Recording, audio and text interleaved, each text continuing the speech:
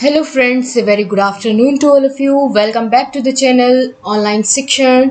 मैं हूं आपके साथ अंजलि बालियान और आप सभी का सफलता बैच में स्वागत करती हूं।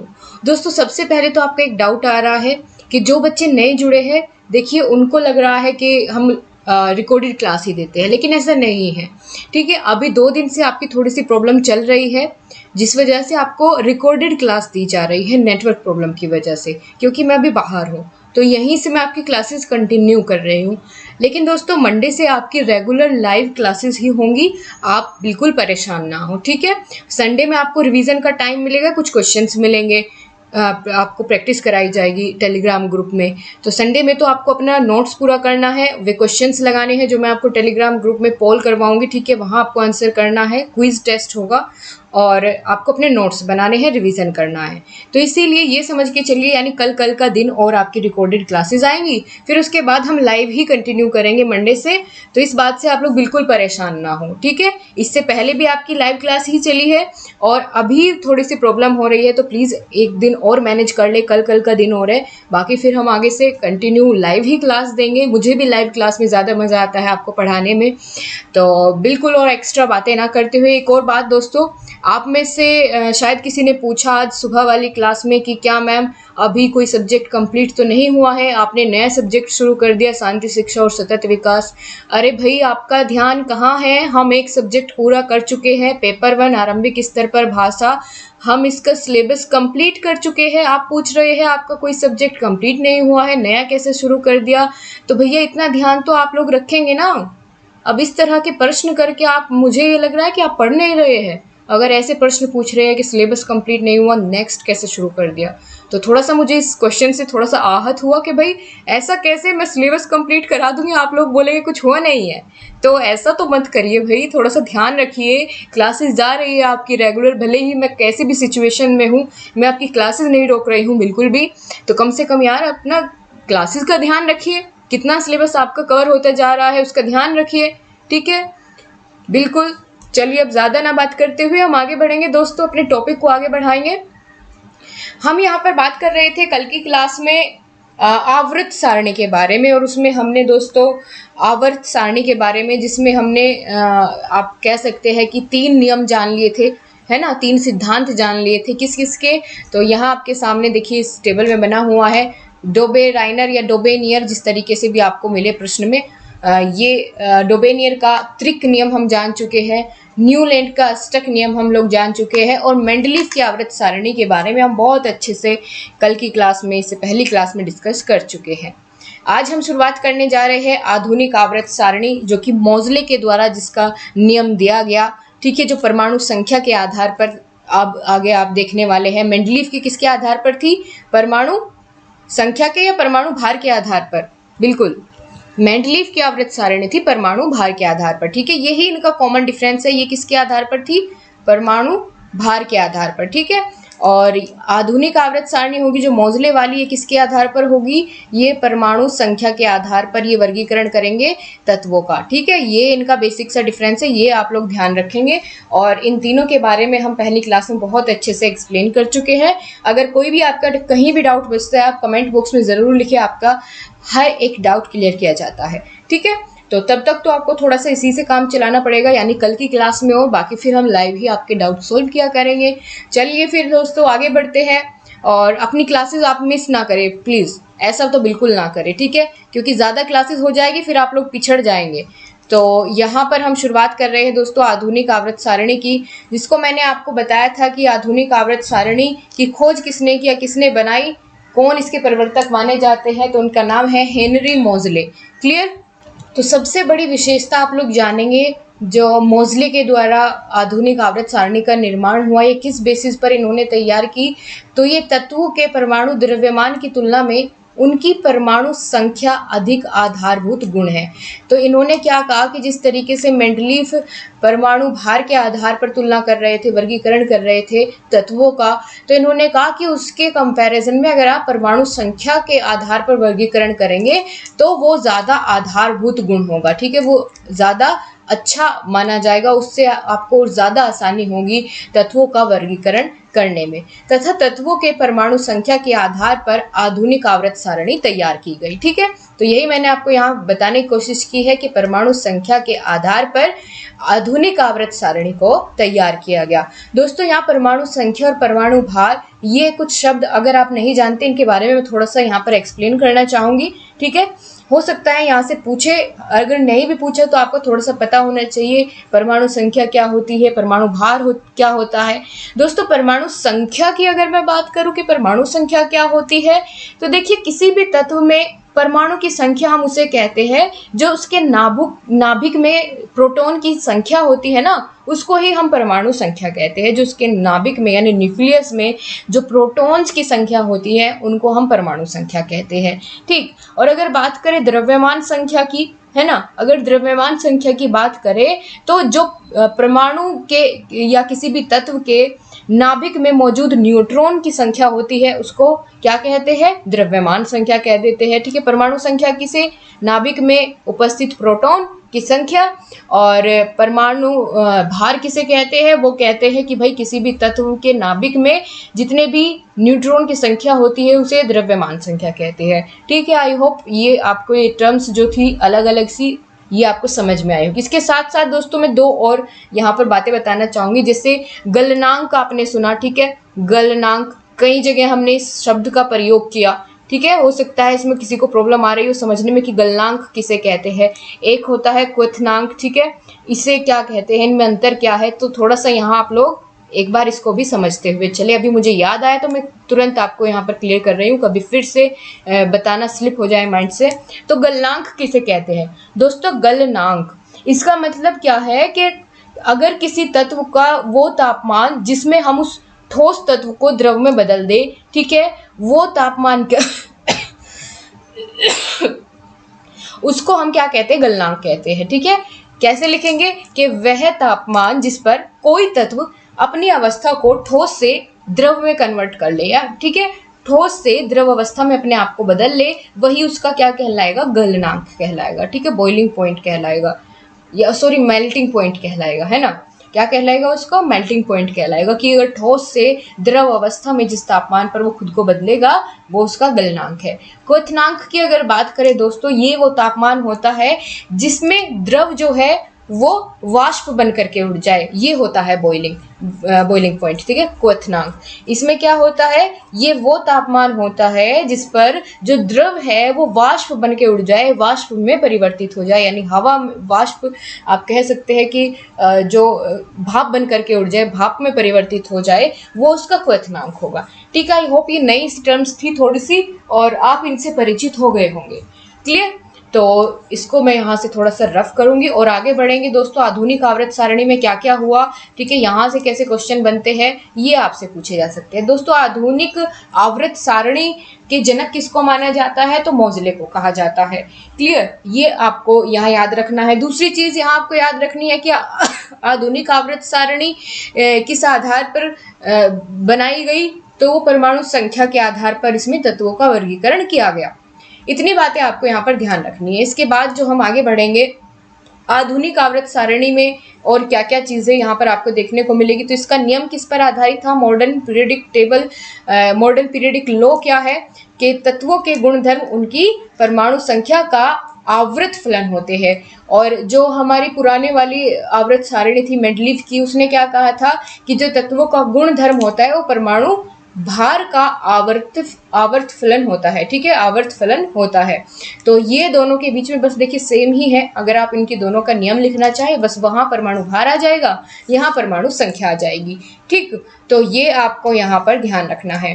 क्लियर हो गया आप सभी को क्या है आधुनिक आवर्त सारणी का नियम, तो तत्वों के गुणधर्म किसके आधार पर, उनकी परमाणु संख्या के आधार पर यहाँ पर विभाजित किए गए हैं, तत्वों को स्थान दिया गया है। क्लियर है बिल्कुल, तत्वों के गुणधर्म उनकी परमाणु संख्या का आवर्त फलन होते हैं। ये चीज क्लियर हुई। उसके बाद हम जानेंगे आधुनिक आवर्त सारणी में क्या क्या आपको देखने को मिलेगा। तो दोस्तों जो आधुनिक आवर्त सारणी है ना, इसमें हमारे 18 तो ग्रुप्स होते हैं और 7 क्या होते हैं, पीरियड होते हैं, जिसको हम आवर्त के नाम से भी जानते हैं। ठीक है, 7 क्या हो गए, पीरियड हो गए, जो कि मैंने आपको कल की क्लास में ही दर्शाया था कि ये क्या है, इसके इधर यहाँ से आप देखेंगे तो इसके आवर्त है, ठीक है। 7 आपको देखने को मिलेंगे इस तरीके से। और जो इस तरीके से ये उधर स्तंभ है, ठीक है, ये वर्ग कहलाते हैं। तो वर्गों की संख्या कितनी होगी इसमें? 18 होगी। आवर्त कितने होंगे? 7 होंगे। और मूल आवर्त सारणी में कितने बताए थे वो कमेंट बॉक्स में आप बताएंगे मुझे, ठीक है। कल की क्लास में बताया था कि मूल आवर्त सारणी या मेंडलीफ के आवर्त सारणी में कितने थे वर्ग और आवर्त, ठीक है। ये आपको ध्यान रखना है, जिस तरीके से आपसे पूछा जाए वैसे ही आप प्रश्न करेंगे। अगर आधुनिक में पूछा गया है कितने वर्ग और कितने आवर्त होते हैं तो उसके अनुसार आप इसका आंसर करेंगे। क्लियर? आगे बढ़ते हैं दोस्तों। यहाँ आवर्तों की विशेषताएं क्या क्या है? आधुनिक आवर्त सारणी की अगर बात करें, इसको 4 ग्रुप्स में बांटा गया है ना। इसको 4 ग्रुप्स में बांटा गया है और उन ग्रुप्स को किस आधार पर डिवाइड किया गया है, किस ग्रुप में किस तरह के तत्वों को रखा गया है, यहाँ हम उसको जानने वाले हैं, है ना। तो सबसे पहले तो मैं आपको एक बार इमेज में दिखा दूं ये ग्रुप्स, किन ग्रुप्स की मैं बात कर रही हूँ, है ना। तो ये एक बार आपको मैं शो कर देती हूँ। दोस्तों, आधुनिक आवर्त सारणी में आवर्त सारणी की क्या क्या विशेषताएं हैं ये हम अब देखने वाले हैं। सबसे पहले दोस्तों, अगर हम पहले ग्रुप की बात करें, ग्रुप कौन से थे? जो इस तरीके से थे, ठीक है, वर्टिकल थे। ऐसे जो ये स्तंभ थे जिनकी संख्या 18 थी आधुनिक आवर्त सारणी में, तो उनकी विशेषता बताई गई है कि पहले ग्रुप की विशेषता क्या है कि उसमें सभी अल्कली धातुओं को रखा गया है। अल्कली का मतलब जितनी भी क्षारीय धातुएं होती है, ठीक है, उन सभी को स्थान दिया गया है किसमें? पहले ग्रुप में। तो पूरा का पूरा आपसे नहीं पूछेगा कि पहले ग्रुप की क्या विशेषता है, दूसरे की क्या विशेषता है, क्योंकि आपसे कहा गया है कि यहाँ पर थोड़ी सी इसकी जानकारी आपको होनी चाहिए। क्लियर? क्योंकि बेसिक सी यहाँ पर इंफॉर्मेशन आपको लेनी है, नहीं तो उसमें समझने के लिए बहुत कुछ है। आवर्त सारणी में बहुत ज़्यादा आप जानते हैं 118 तत्व है, 118 के 118 तत्व अगर आप ऐसे जानने लगे तो फिर वो बेसिक नॉलेज नहीं रह जाती। तो थोड़ा सा हम जान करके चलेंगे अपनी तरफ से जो पूछ सकता है, ठीक है। तो पहले ग्रुप की विशेषता क्या है कि उसमें क्षारीय धातुओं को रखा गया है, जैसे लिथियम, सोडियम आदि, है ना। ये सभी किसमें रखे गए हैं? पहले ग्रुप में। तो ये हमने जानी पहले ग्रुप यानी पहले वर्ग की क्या विशेषता है। आगे बढ़ते हैं। एक हमें अंतिम की ओर जाननी ज़्यादा ज़रूरी होती है कि जो अंतिम या 18वां ग्रुप होता है, पहले की हमने बात कर ली, जो आपका 18वां ग्रुप होता है, वर्ग होता है सबसे लास्ट वाला, उसकी क्या विशेषता है। तो दोस्तों, जो अंतिम ग्रुप होता है 18वां ग्रुप, उसमें सभी अक्रिय गैसों को रखा गया है। सभी अक्रिय गैसें कौन कौन सी होती है? अक्रिय गैसें अगर उनकी बात करें तो उन सबको इसमें रखा गया है। इसके उदाहरण यहाँ पर हम लिखते हैं। तो अक्रिय धातु जो गैसें होती है उनके उदाहरण की अगर मैं बात करूँ कौन कौन सी आ सकती है, तो जैसे दोस्तों हीलियम हो गया, ठीक है, हीलियम, आर्गन और कौन सी हो सकती है? नियॉन, ठीक है। ये सभी कैसी गैसें हैं? अक्रिय गैसें। अक्रिय गैसें से मतलब क्या होता है? अक्रिय गैस उन गैसों को कहते हैं जो रासायनिक अभिक्रियाओं में भाग नहीं लेती, ठीक है। रासायनिक अभिक्रियाओं में जो भाग नहीं लेती और मुक्त अवस्था में पाई जाती है, उन्हें ही हम अक्रिय गैसें कहते हैं। तो उदाहरण हमने क्या क्या देखिए? हीलियम हो गया, आर्गन होगा, नियॉन हो गया, क्रिप्टॉन, ठीक है, रेडॉन, ये सभी कैसी गैसें होती है? अक्रिय गैसें होती है, ठीक है। ये रंगहीन होती है, गंधहीन होती है, ना तो इनमें कोई रंग होता है, ना ही कोई सुगंध होती है, ठीक है। तो ये होती है अक्रिय गैस और ये सभी किसमें रखी गई? 18वें ग्रुप में। इतना आपने सीखा। तो आगे बढ़ेंगे। एक और यहाँ पर आपको जानने वाली बात ये है कि जो बाएं भाग में क्या रखा जाता है? धातुओं को रखा जाता है, ठीक है। बाएं भाग में किसे रखा जाता है? धातुओं को रखा जाता है, क्योंकि जो पहला ग्रुप होगा बाएं होता है लेफ्ट, ठीक है। तो यहाँ लेफ्ट, और ये इस तरीके से आपकी मान के चलिए ये आवर्त सारणी है, ठीक है। तो जो ये बायां भाग है, इस बाएं भाग में किसको रखा जाता है? सभी धातुओं को रखा जाता है। लेकिन यहाँ क्या कहने की बात की जा रही है कि हाँ ठीक है, हमने समझा कि धातुओं को रखा जाता है, लेकिन हाइड्रोजन को छोड़कर, क्योंकि हाइड्रोजन एक अधातु है, ये भी बाएं भाग में ही रखी गई है और बाकी सभी कैसी है? धातुएं हैं, ठीक है। क्यों रखा गया इसको बाएं भाग में? क्योंकि दोस्तों हाइड्रोजन की जो परमाणु संख्या होती है ना, वो सबसे कम होती है। और आधुनिक आवर्त सारणी की पहचान क्या है कि वो किसके आधार पर उसके आवर्ती फलन होता है? परमाणु संख्या के आधार पर। ठीक है, इसका नियम ही यही है, परमाणु संख्या के आधार पर वर्गीकरण किया गया है। और हाइड्रोजन का क्या होता है? सबसे कम उसका परमाणु संख्या होती है, सबसे कम परमाणु संख्या होती है, इसलिए यहाँ बाएं भाग में वैसे तो सभी धातुएं हैं, लेकिन हाइड्रोजन को रखा गया है, ये एक अधातु है। तो ये थोड़ा सा यहाँ जानने वाली बात थी अगर आपसे पूछे। और सबसे पहला जो आपका तत्व है वो हाइड्रोजन ही रखा गया है आवर्त सारणी में। ठीक है, अगर यहाँ पर बात देखें दोस्तों, दाएं भाग में उपधातुओं और अधातुओं को रखा गया है। बाएं भाग में क्या जाना हमने? धातुओं को रखा गया है। और दाएं भाग में यहाँ उपधातु को, ठीक है, उपधातु को, इधर अधातुओं को रखा गया है, फिर लास्ट वाले में अक्रिय गैसों को रखा गया है। तो इस तरीके से आवर्त सारणी आपकी बनती है। इसी के साथ दोस्तों हम लोग यहाँ पर एक बात जानेंगे, क्योंकि यहाँ हो सकता है आपको जो हमारी आधुनिक आवर्त सारणी है और मेंडलीव की आवर्त सारणी है, उन दोनों में डिफरेंशिएट ना आप कर पा रहे हो, तो पहले डिफरेंस जानेंगे, फिर थोड़ा सा और आगे जानने की कोशिश करेंगे।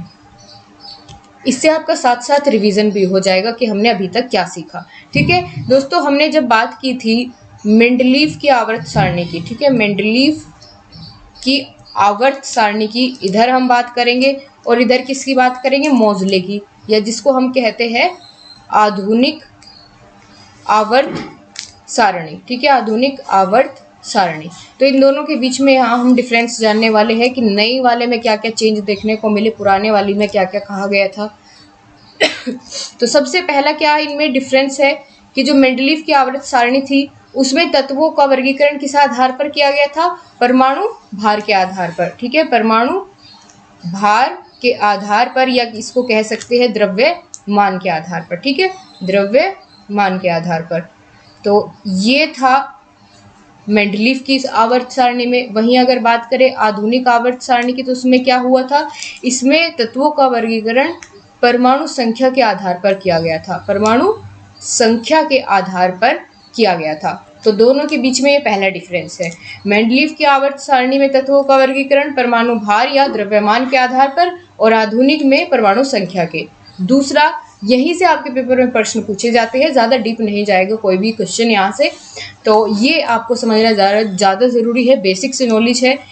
और दूसरी क्या यहाँ पर विशेषता थी दोस्तों इन दोनों में डिफरेंस की अगर बात करें, तो यहाँ मेंडलीव की आवर्त सारणी में जो अक्रिय गैस होती है, जिनके बारे में हमने अभी जाना, अक्रिय गैस कौन कौन सी होती है, अक्रिय गैस को कोई स्थान नहीं दिया गया था। ठीक है, अक्रिय गैस के लिए कोई स्थान यहाँ पर नहीं रखा गया था, उस समय नहीं पता चला था कि अक्रिय गैस भी कुछ होता है। यहीं अगर बात करें आधुनिक आवर्त सारणी में, तो आप जानते हैं अभी हमने बात करी कि जो 18वां समूह है, 18वां ग्रुप है, ठीक है, 18वें ग्रुप में किसको स्थान दिया गया है? सभी अक्रिय गैसों को स्थान दिया गया है। ठीक है, स्थान दिया गया है किसको? अक्रिय गैसों को। तो ये भी एक बड़ा डिफरेंस है दोनों के बीच में। इसमें तो कोई जगह नहीं थी, लेकिन इसमें 18वां ग्रुप उनके लिए ही रिजर्व कर दिया गया कि इसमें सभी अक्रिय गैस आएगी। तीसरा यहाँ पर इम्पोर्टेंट डिफरेंस और क्या होगा कि जो आपकी मेंडलीव की आवर्त सारणी थी उसमें 7 आवर्त थे। ठीक है, ये आपको कहीं कहीं 6 भी मिल जाता है, अगर आपके ऑप्शन में 6 हो 7 ना हो तो आप 6 वाला टिक कर ले। ठीक है, ये कंफ्यूज नहीं होना आपको इसको, क्योंकि अलग अलग जगह पर अलग अलग देखने को यहाँ आपको मिल सकता है, तो आप कहीं से भी और जगह पढ़ के परेशान बिल्कुल ना हो। ऑप्शन के हिसाब से अगर आपको ऑप्शनल पूछा गया है कितने थे, 6 और 7 में से कोई एक है, ठीक है, वो टिक करेंगे आप, दोनों नहीं मिलेंगे आपको। ठीक है दोस्तों, और अगर आपको 1 नंबर में लिखने के लिए आए तो आप 7 लिखेंगे। तो 7 आवर्त और समूह कितने थे, यानी ग्रुप्स कितने थे? तो 8 समूह थे। 8 क्या थे? समूह थे। इधर बात करें आधुनिक आवर्त सारणी में, तो इधर क्या था? इधर इनकी संख्या बढ़कर के कितनी हो गई थी? आवर्त तो 7 ही थे, ठीक है, आवर्त 7 थे, लेकिन जो ग्रुप्स थे उनकी संख्या 8 से बढ़कर के कितनी हो गई? 18। एक और आगे जोड़ दीजिए, ठीक है, 18 इसमें क्या बन गए? समूह बन गए। एक ये डिफरेंस हो गया इनका। एक और जानेंगे साथ ही साथ दोस्तों, जो मेंडलीव की आवर्त सारणी थी वो बहुत छोटी थी, आपने देखा था ना, मैंने आपको बताया था कि वो लगभग इसकी आधी थी, तो छोटा स्वरूप था उसका, छोटा रूप था आवर्त सारणी का। अगर यहाँ हम बात करें आधुनिक आवर्त सारणी की, तो इसका कैसा है? दीर्घ रूप है, इसीलिए इसको दीर्घाकार आवर्त सारणी भी कहा जाता है। तो ये कैसा है? इसका रूप दीर्घ रूप है।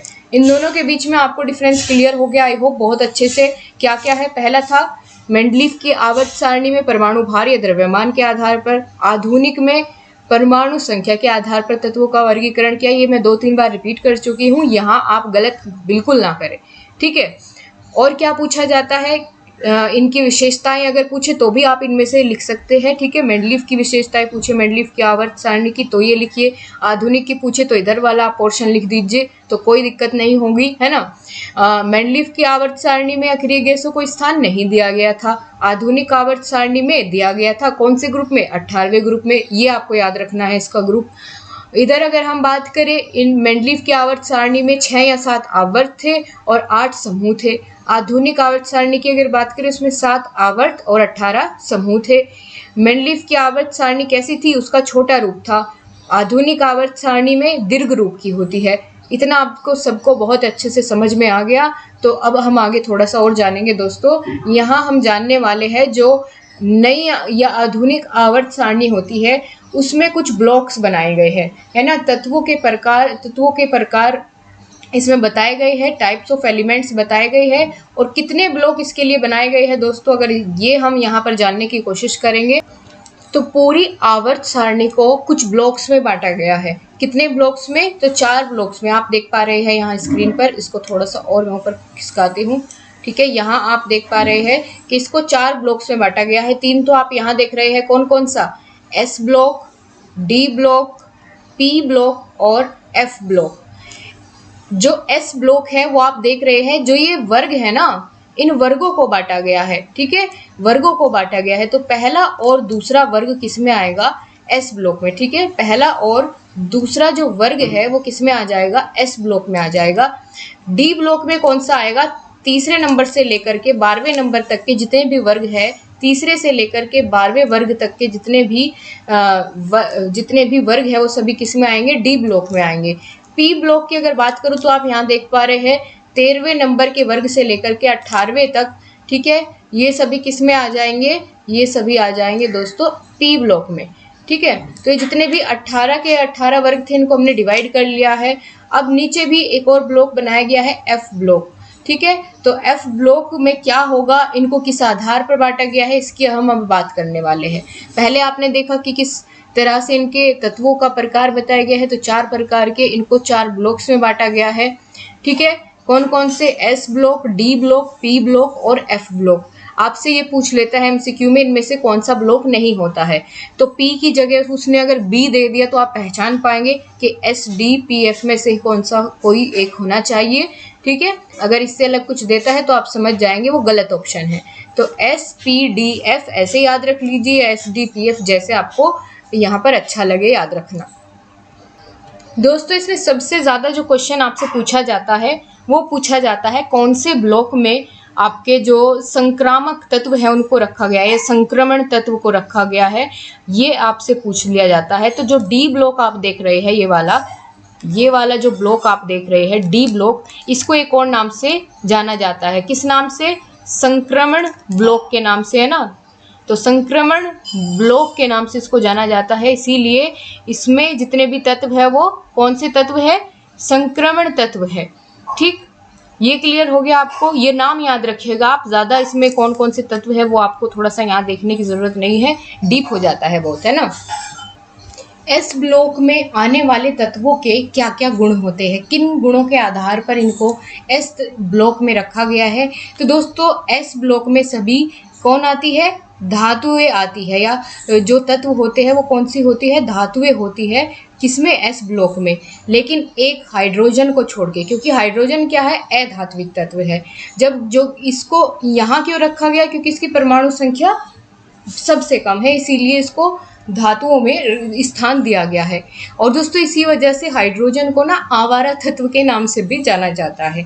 तो आप ये समझ के रखिए, क्योंकि वो आना तो चाहिए था धातुओं में, लेकिन जहाँ धातु देखी तो धातु की तरफ वो यहाँ पर इनके साथ रखा जाता है। क्लियर? तो इस वजह से उसको आवारा तत्व भी कहते हैं। किसको? हाइड्रोजन को। तो आपने समझा एस ब्लॉक की क्या विशेषता है, तो इसमें सभी धातुएं आती है और इनका जो गलनांक होता है और क्वथनांक होता है, ठीक है, तो बॉइलिंग और मेल्टिंग पॉइंट ये बहुत ज़्यादा उच्च होता है। कैसा होता है? उच्च होता है, क्योंकि ये सभी धातुएं होती है। तो वो जो क्वथनांक और गलनांक के बारे में मैंने आपको शुरुआत में ही इस क्लास की बहुत अच्छे से क्लियर किया था। तो ये किसकी पहचान हुई दोस्तों? एस ब्लॉक में आने वाले तत्वों की। आपको यही जो इम्पोर्टेंट सी इंफॉर्मेशन है इसको थोड़ा सा ध्यान रखना है, मतलब जो प्रमुख सा डिफरेंस है इनको थोड़ा सा आपको ध्यान रखना है। अब इसके बाद अगर दोस्तों हम बात करेंगे डी ब्लॉक के तत्वों की कि इनमें कौन कौन से तत्वों को रखा जाता है ना, तो इसकी बात कर लेते हैं। इनको एक और नाम से जानते हैं, वो तो मैंने आपको बता दिया, संक्रमण तत्व के नाम से, है ना। तो डी ब्लॉक के सभी तत्वों को किस नाम से जाना जाता है? संक्रमण तत्व के नाम से जाना जाता है। क्लियर? इसी के साथ हम दोस्तों यहाँ ये भी जानते हुए चलेंगे कि डी ब्लॉक एस ब्लॉक और पी ब्लॉक के बीच में होता है। देख सकते हैं आप, एस ब्लॉक कहाँ है? इधर है। पी ब्लॉक कहाँ है? इधर है। तो इन दोनों के मध्य में स्थित होता है डी ब्लॉक, और इसको संक्रमण तत्व के नाम से भी जाना जाता है। तो दोस्तों पी ब्लॉक में 13वें वर्ग से लेकर 18वें वर्ग तक रखा जाता है, यहाँ हमने देखा था, ठीक है। और इसी के साथ ही इसमें अम्लीय तत्व रखे जाते हैं। इधर कौन से थे? क्षारीय तत्व रखे जाते थे। इधर कौन से रखे जाते हैं? अम्लीय यानी एसिडिक तत्वों को रखा जाता है। क्लियर? तो ये आपने यहाँ देखा। और ये तत्व जो है इस वाले ब्लॉक के ये तीनों अवस्थाओं में आपको मिलेगी। इसमें गैसेस भी मिलेगी, अक्रिय गैस, क्योंकि हमने यहाँ बात की थी। इसमें कुछ द्रव के फॉर्म में भी मिलेंगे, है ना, और कुछ ठोस की फॉर्म में भी आपको मिलेंगे। यानी तीनों अवस्थाओं में द्रव, गैस और ठोस, तीनों में यहाँ पर आपको तत्व मिलेंगे। इन तत्वों में आपको धातुएं और अधातुएं दोनों मिलेगी, लेकिन यहाँ अगर बात करें किसकी संख्या अधिक है तो यहाँ अधातुओं की, ठीक है, अधातुओं की संख्या अधिक होती है। तो ये आपको यहाँ थोड़ा सा ध्यान रखना है, ठीक है। और अधातुओं की संख्या होगी, और आप कह सकते हैं कि इसमें कुल 6 वर्ग आ जाएंगे, 13 से लेकर के 18 तक, 1 2 3 4 5 6। तो ये 6 वर्ग 13 से लेकर 18वें तक किस में आएंगे? पी ब्लॉक में आएंगे। तो ऐसे मोटी मोटी सी जानकारी आप इसके बारे में लिख लीजिएगा। इसमें कौन कौन सी धातुएं आ जाती है? जैसे एल्युमिनियम हो गया, ठीक है, लेड हो गया, टिन हो गया। और यह धातु की अगर बात करें तो कार्बन आ जाएगा, इसमें नाइट्रोजन आ जाएगा, ऑक्सीजन आ जाएगा, सल्फर आ जाएगा। क्लियर? तो ये आपको यहाँ पर जानना था। अब अक्रिय गैस तो मैंने आपको पहले ही बता दिया था, नियोन, आर्गन, क्रिप्टोन, ठीक है, रेडोन, ये सभी आएंगे इसमें 18वें वर्ग में। अगर इसके बाद हम बात करेंगे जो हमारा चौथा ब्लॉक बच जाता है, एस की बात कर ली, डी की कर ली, पी ब्लॉक की कर ली, अब एफ ब्लॉक के बारे में जानेंगे। इसको बस थोड़ा सा आपको जानना है, यहाँ से ऐसे ज़्यादा डीप प्रश्न नहीं पूछे जाते आपसे बिल्कुल भी। दोस्तों एफ ब्लॉक की अगर बात करें, एफ ब्लॉक को 2 श्रेणियों में बांटा गया है, जैसे कि आप देख सकते हैं। पहली तो ये है और दूसरी ये है। तो इसको 2 श्रेणियों में बांटा गया है। पहली श्रेणी को कहते हैं यहाँ पर लेथेनाइड, ठीक है, पहली श्रेणी को क्या कहते हैं? लेथेनाइड कहते हैं। और दूसरी श्रेणी को यहाँ पर एक्टिनाइड कहते हैं, एक्टिनाइड कहते हैं, ठीक है। तो ये थोड़ा सा आप इसमें अगर पूछा जाए तो लिख दीजिएगा यहाँ पर इतना ही कि एफ ब्लॉक को 2 श्रेणी में बांटा गया है, लेथेनाइड और एक्टिनाइड, ठीक है। इससे ज़्यादा इसमें डीप जाओगे तो ज़्यादा इसमें ही फंस जाओगे। बस इतना मोटी मोटी जानकारी आपके पास होनी चाहिए थी। अब आगे बढ़ेंगे दोस्तों हम, और इसके बारे में और क्या हमें जानना है, चलिए देखते हैं। ये कुछ मुख्य बातें बताई गई है कि जब हम आवर्त सारणी में बाएं से दाएं जाते हैं, ठीक है, लेफ्ट से राइट की तरफ जाते हैं, तो क्या क्या आपको चेंजेस देखने को मिलेंगे सभी तत्वों में। तो दोस्तों परमाणु के आकार में बदलाव होगा। जैसे जैसे हम बाएं से दाएं तत्व की ओर जाएंगे तो परमाणुओं का आकार कैसा जाएगा? घटता हुआ जाएगा, ठीक है, परमाणुओं का आकार घटता जाएगा। जब हम आवर्त सारणी में बाएं से दाईं ओर जाएंगे तो परमाणुओं का आकार घटता चला जाएगा।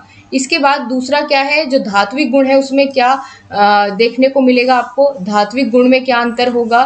तो जब हम बाएं से दाएं जाएंगे तो तत्वों का धात्विक गुण भी घटता चला जाएगा, ठीक है, क्योंकि इधर धातुएं होती है, धातु होती है, और इधर कैसी होती है? अधातुएं। कुछ धातु भी होती है लेकिन उनका जो गुण होता है वो बहुत कम होता है। जितना जितना हम इधर की तरफ बढ़ते जाएंगे, दाईं ओर जाते चले जाएंगे, उतना ही धात्विक गुण घटता चले जाएगा।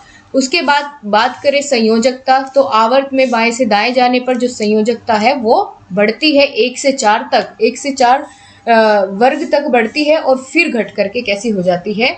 0 हो जाती है। तो दोस्तों ये हमने देखा कि जब हम आवर्त सारणी में बाएं से दाईं ओर जाएंगे तो क्या क्या बदलाव देखने को मिलेंगे धात्विक गुण में, संयोजकता में और परमाणुओं के आकार में। अगर ऐसे पूछा जाए तो आप बताएंगे कि बाएं से दाईं ओर जाने पर परमाणुओं का आकार घटेगा, धात्विक गुण घटेगा और संयोजकता की बात करें तो पहले 1 से 4 तक वो बढ़ेगी और फिर घट करके 0 हो जाएगी। अब यहाँ पर दोस्तों क्विक रिकैप करते हैं, वही चीज़ें लिखी गई है, ठीक है। आधुनिक आवर्त सारणी में क्या क्या था, तो यहाँ हेनरी मोजले ने आधुनिक आवर्त सारणी को दिया और 1913 में दिया, ठीक है, हेनरी मोजले ने। इसके बाद इसके कौन कौन से नियम थे, तो मैंने आपको बताया था कि इसमें परमाणु क्रमांक या परमाणु संख्या के आधार ही इसका आवर्ती फलन होता है, ठीक है। विशेषताएं कौन कौन सी थी, तो हमने जाना इसमें 7 आवर्त और 18 ग्रुप्स होते हैं, ठीक है। एटॉमिक नंबर के आधार पर इसका नियम बना हुआ है। इसको दीर्घ रूप आवर्त सारणी भी कहते हैं, ठीक है। अक्रिय गैसों को स्थान दिया गया है 18वें वर्ग में, तो वही बातें सेम यहाँ पर लिखी गई है। तो दोस्तों ये एक टेबल की फॉर्म में जितना हमने इनके बारे में जाना वो सब कुछ यहाँ पर लिखा हुआ है कि कैसे कैसे तत्वों के वर्गीकरण की आवश्यकता हुई, फिर तत्वों का वर्गीकरण करने का किस किसने प्रयास किया। प्रारंभिक प्रयास की अगर बात करें तो किसने किया था, डोबेराइनर ने, ठीक है, जिसने त्रिक नियम दिया था। फिर उसके बाद न्यूलैंड ने अष्टक नियम दिया। फिर उसके बाद अगर सफल वर्गीकरण की बात करें तो मेंडलीफ ने किया, ठीक है। तो मेंडलीफ ने अपने वर्गीकरण में क्या क्या बताया, ये चीज़ यहाँ पे नोट की गई है। फिर उसके बाद जो प्रयास किया गया आधुनिक आवर्त सारणी को बनाने का, वो किस आधार पर किया गया, वो सारी चीज़ें यहाँ लिखी गई है। लेकिन जो आपको ऊपर बताया गया है आप उसी हिसाब से यहाँ पर लिखेंगे, ठीक है। नई चीज़ों को, ज़्यादा अलग अलग चीज़ों को ढूंढेंगे तो फंस जाएंगे उनमें। जितना दिया गया है उसको लिखे और अच्छे से उसको याद रखें।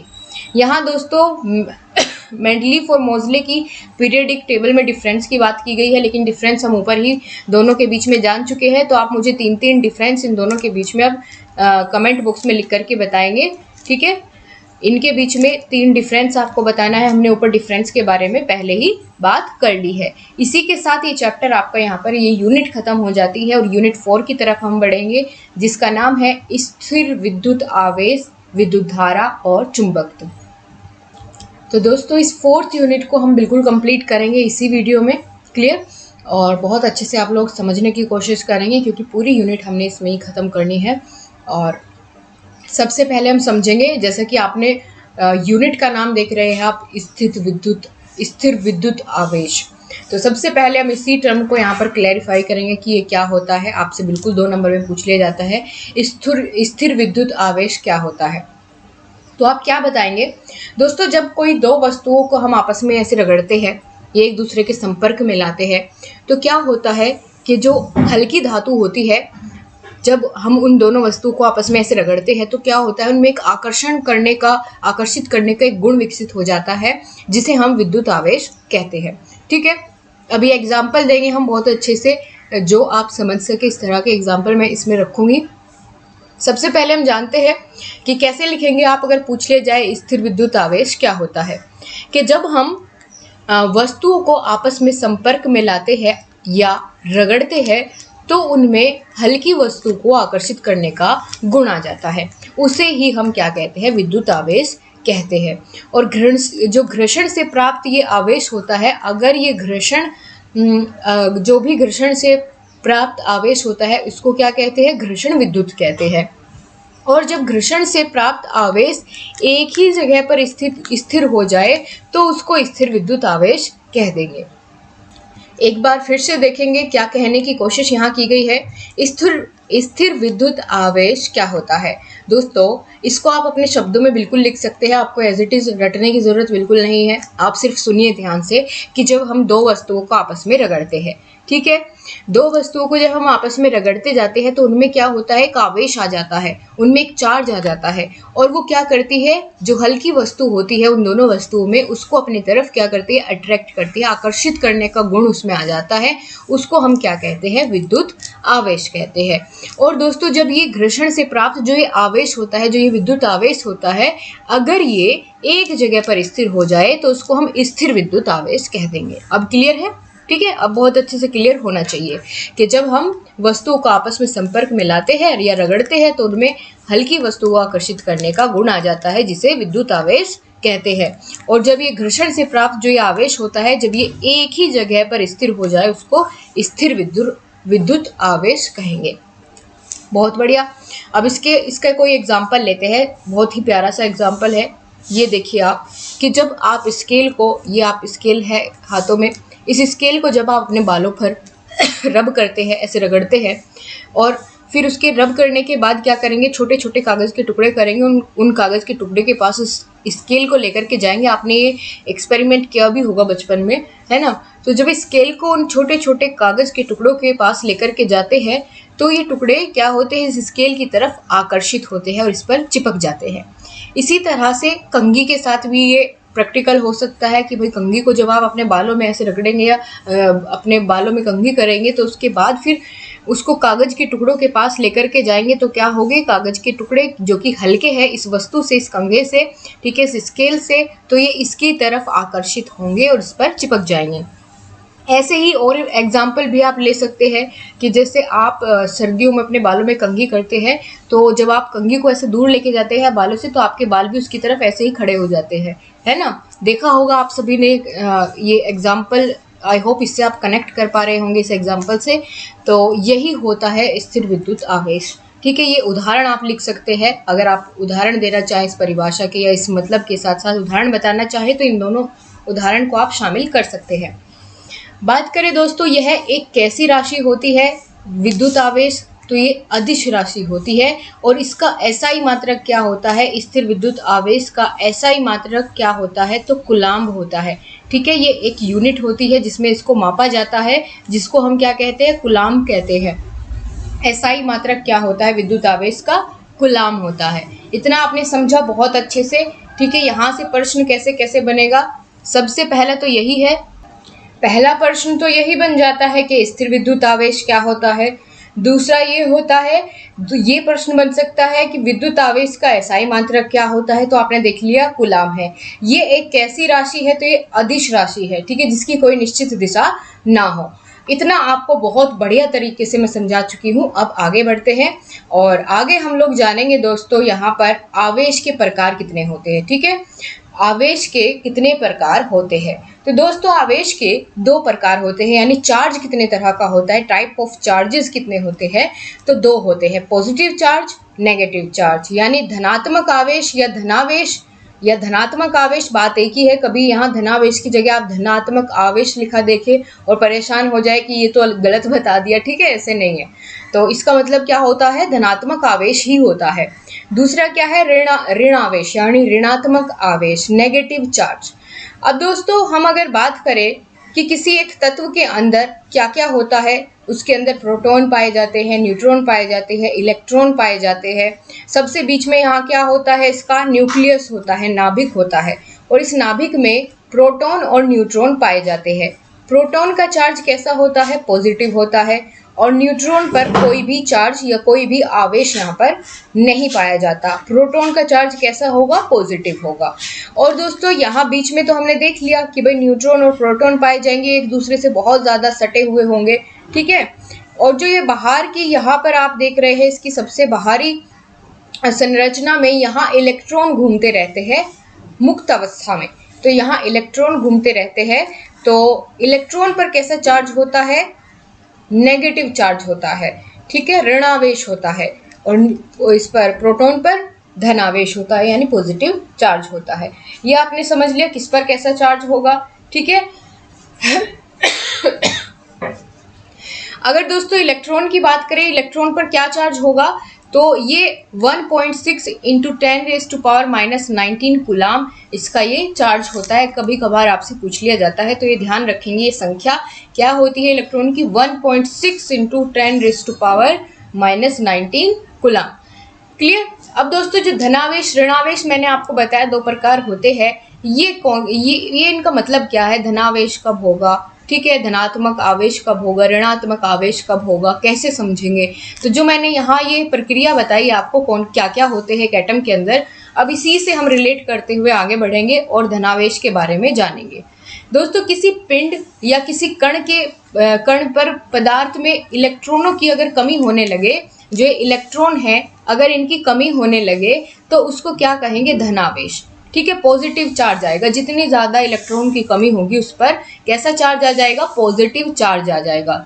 और अगर दोस्तों इन इलेक्ट्रॉनों की संख्या बढ़ती है, ठीक है, इलेक्ट्रॉन की अधिकता होती है किसी पदार्थ पर, तो उस पर कैसा चार्ज आएगा, नेगेटिव चार्ज आएगा। बिल्कुल, अगर इलेक्ट्रॉन की कमी होगी, माइनस चार्ज वाले किसी किसी इलेक्ट्रॉन की कमी हो रही है, माइनस चार्ज है जिस पर, तो कैसा चार्ज आ जाएगा उस पर, धनावेश हो जाएगा, वो धनावेश हो जाएगा। क्योंकि जब नेगेटिव कम हो रहा है तो उसका मतलब वहाँ पॉजिटिव बढ़ रहे हैं ना, यानी पॉजिटिव की संख्या तो फिक्स रहती है वैसे, लेकिन जब नेगेटिव की कम होती रहती है तो अपने आप में उसके कंपैरिजन में वो ज़्यादा हो जाती है। तो फिर कैसा चार्ज होगा, धनावेश होगा। ठीक है, पॉजिटिव चार्ज आ जाएगा अगर इलेक्ट्रॉनों की कमी होती है। लेकिन अगर इलेक्ट्रॉन बढ़ जाते हैं तो उस पर नेगेटिव चार्ज आ जाता है। अब क्लियर है? ठीक है, ये आपसे पूछा गया था, देखिए यहाँ लिखा हुआ है 2017 में आपसे पूछा गया प्रश्न है, ऋणावेश क्या होता है। तो आप इसको एक्सप्लेन कर पाएंगे। दो तरह के चार्ज होते हैं, दो तरह के आवेश होते हैं, ऋणावेश, धनावेश। धनावेश कब आता है, जब इलेक्ट्रॉनों की कमी हो जाती है। ऋणावेश कब आता है, जब इलेक्ट्रॉनों की अधिकता हो जाती है। बहुत बढ़िया। अब यहाँ पर दोस्तों हम जानेंगे विद्युत आवेश के कौन कौन से गुण होते हैं, इसकी प्रॉपर्टीज क्या है। ठीक है, प्रॉपर्टीज ऑफ इलेक्ट्रिक चार्ज, विद्युत आवेश के कौन कौन से गुण होते हैं। सबसे पहला क्या है दोस्तों, सजातीय आवेशों के बीच प्रतिकर्षण बल तथा विजातीय आवेशों के बीच आकर्षण बल कार्य करता है। ये दोस्तों पहले मैं आपको एक इमेज की हेल्प से समझाने की कोशिश करूंगी ताकि आप इसको समझ पाइए। सजातीय क्या है, विजातीय क्या है, प्रतिकर्षण क्या है, आकर्षण क्या है, ये इन टर्म्स से आप परिचित हो जाएंगे। सबसे पहले चलते हैं इस एग्जाम्पल पर। ठीक है, तो दोस्तों यहाँ आप देख पा रहे हैं ये तीन बॉक्सेस आपको दिखाए गए हैं, जिनमें यहाँ पर पॉजिटिव चार्ज का ये एक आप कह सकते हैं एलिमेंट है, और इधर भी ये एक पॉजिटिव चार्ज का एलिमेंट है। यानी दोनों पर कैसा चार्ज है, पॉजिटिव चार्ज है। ठीक है, दोनों पर सेम चार्ज है, तो इसका मतलब हम इन्हें क्या कह सकते हैं कि ये सजातीय है, एक जाति के है, क्योंकि दोनों पर ही पॉजिटिव चार्ज है।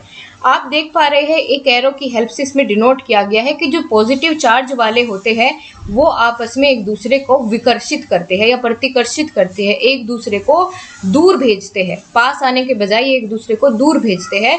जब दोनों पर सेम चार्ज होता है यानी सजातीय आवेश होता है तो एक दूसरे को क्या करते हैं, प्रतिकर्षित करते हैं। लेकिन जब आप दूसरी इमेज में यहाँ देखेंगे तो एक तरफ क्या है, पॉजिटिव चार्ज है, और दूसरे पे क्या है, नेगेटिव चार्ज है। तो आप देख रहे हैं इस एरो से डिनोट किया गया है कि एक दूसरे की तरफ आकर्षित हो रहे हैं, एक दूसरे की तरफ अट्रैक्ट हो रहे हैं। तो आपने यहाँ क्या जाना कि जो विजातीय आवेश होते हैं, यानी आप कह सकते हैं अलग अलग जाति के असमान प्रकृति के आवेश होते हैं, वो क्या करते हैं, एक दूसरे को आकर्षित करते हैं। ठीक है, यहाँ क्या किया, यहाँ किया प्रतिकर्षित, यहाँ क्या किया, प्रतिकर्षित, क्योंकि यहाँ पर सेम चार्ज है। ठीक है, यहाँ क्या किया, आकर्षित किया। आकर्षित क्यों किया, क्योंकि अलग अलग चार्ज है दोनों पर। फिर जो तीसरी इमेज आप देख पा रहे हैं, इस पर यहाँ देखेंगे आप नेगेटिव चार्ज है और दूसरे वाले पे भी नेगेटिव चार्ज है। तो आप यहाँ भी क्या चीज़ समझ पा रहे हैं कि यहाँ भी प्रतिकर्षण ही बल लग रहा है, यानी एक दूसरे को ये क्या कर रहे हैं, दूसरी तरफ धकेल रहे हैं। तो यहाँ भी आपने समझा कि कोई भी चार्ज हो अगर वो सेम है, ठीक है, क्या कहते हैं उसको, एक जाति का है, ठीक है, समजातीय है, तो वो प्रतिकर्षण वहाँ पर बल लगेगा। लेकिन अगर वो असमान प्रकृति की है तो वहाँ पर आकर्षण का बल लगेगा। ये आपको क्लियर हो गया बहुत अच्छे से। यही चीज़ दोस्तों आपको यहाँ प्रॉपर्टीज में देखने को मिलेगी, यही तो बताया गया है, कुछ अलग थोड़े ही ना आ गया यहाँ पर। तो देखिए अब समझ आएगा आपको ये पहले वाला क्या प्रॉपर्टी थी इसकी। इसमें क्या बताया गया, वही जो हमने यहाँ इस इमेज में सीखा कि सजातीय आवेशों के बीच कैसा बल लगेगा, प्रतिकर्षण का। ठीक है, जिस पर सेम चार्ज होगा उस पर कैसा बल लगेगा, प्रतिकर्षण का बल लगेगा, चाहे वो माइनस माइनस हो या प्लस प्लस हो। उसी के साथ अगर विजातीय आवेशों के बीच कैसा बल लगेगा, वहाँ आकर्षण का बल लगेगा। ठीक है, अगर पॉजिटिव नेगेटिव है तो कैसा बल लगेगा, आकर्षण का बल लगेगा। तो समझ में आ गई पहली प्रॉपर्टी बहुत अच्छे से, पहला गुण समझ में आ गया है, आपको लिख पाएंगे। दूसरा क्या है, किसी वस्तु को घर्षण या प्रेरण अथवा चालन द्वारा आवेशित किया जा सकता है। सबसे शुरुआत में हमने जाना था कि जब हम दो वस्तुओं को आपस में घर्षण करते हैं, ठीक है, आपस में उनको रगड़ते हैं तो उन पर चार्ज आ जाता है। वही बात यहाँ लिखी है। तो दूसरा गुण है वो भी हमें क्लियर हो गया। तीसरा क्या है कि आवेश को ना तो उत्पन्न किया जा सकता है और ना ही नष्ट किया जाता है, यानी वो पहले से होता है उसमें, ठीक है। प्रोटॉन, न्यूट्रॉन, इलेक्ट्रॉन उसमें पहले से होता है। ये ऐसा नहीं है कि कहीं से तभी आते हैं, लेकिन ये ट्रांसफ़र होते हैं, स्थानांतरित होते हैं, जिस वजह से वो हमें उसका इफेक्ट दिखाई देने लगता है, ठीक है। स्थानांतरण का मतलब होता है ट्रांसफ़र होना। तो जब हम उसे आपस में एक दूसरे में रगड़ते हैं तो वो स्थानांतरित हो जाते हैं दूसरे में, जिस वजह से आकर्षण और प्रतिकर्षण का बल लगता है। तो इसका मतलब तीसरी प्रॉपर्टी आपको समझ में आई कि इनको ना तो उत्पन्न किया जा सकता है, ना ही इनको नष्ट किया जा सकता है। तीनों गुण आपको बहुत अच्छे से क्लियर हो गए। तो अब हम आगे बढ़ेंगे दोस्तों। हमारा ये सिलेबस ये समझकर चलिए आप मुश्किल से 2 क्लास में और ख़त्म हो जाएगा आपका साइंस का सिलेबस भी, ठीक है। तो ये धन आवेश, ऋण आवेश, वही बात बताई गई है जो मैंने ऊपर आपको कंफर्म कर दी है। दोस्तों यहाँ पर एक और आप लोग देख पा रहे हैं, जिस तरीके से मैंने इस एग्जाम्पल को आपको समझाया था कि सेम चार्ज वाले एक दूसरे को प्रतिकर्षित करते हैं और डिफरेंट चार्ज वाले आकर्षित करते हैं, वही यहाँ आपको दिखाया गया है कि भाई ये दोनों कैसी कांच की छड़ें हैं, तो ये एक दूसरे को आकर्षित नहीं करेंगे क्योंकि दोनों पर पॉजिटिव चार्ज है ना, वही बात है यहाँ पर। तो अगर आपसे पूछ लिया जाए कि 2 कांच की छड़ आपस में कैसा बल लगाएगी, प्रतिकर्षण का, आकर्षण का, तो आपने देख लिया भाई सेम है, तो सेम कैसा बल लगाएगी, प्रतिकर्षण का। अगर पूछ ली जाए 2 एबोनाइट की छड़ है तो भाई कहीं की भी हो, अगर सेम है, सेम चार्ज है उन पर, तो वे प्रतिकर्षण ही करेगी, एक दूसरे को दूर दूर ही भेजेगी। यहाँ भी देखिए आप, इस एरो से डिनोट किया गया है, एक दूसरे को दूर दूर ये क्या कर रही है, दूर फेंक रही है एक दूसरे को, ठीक है।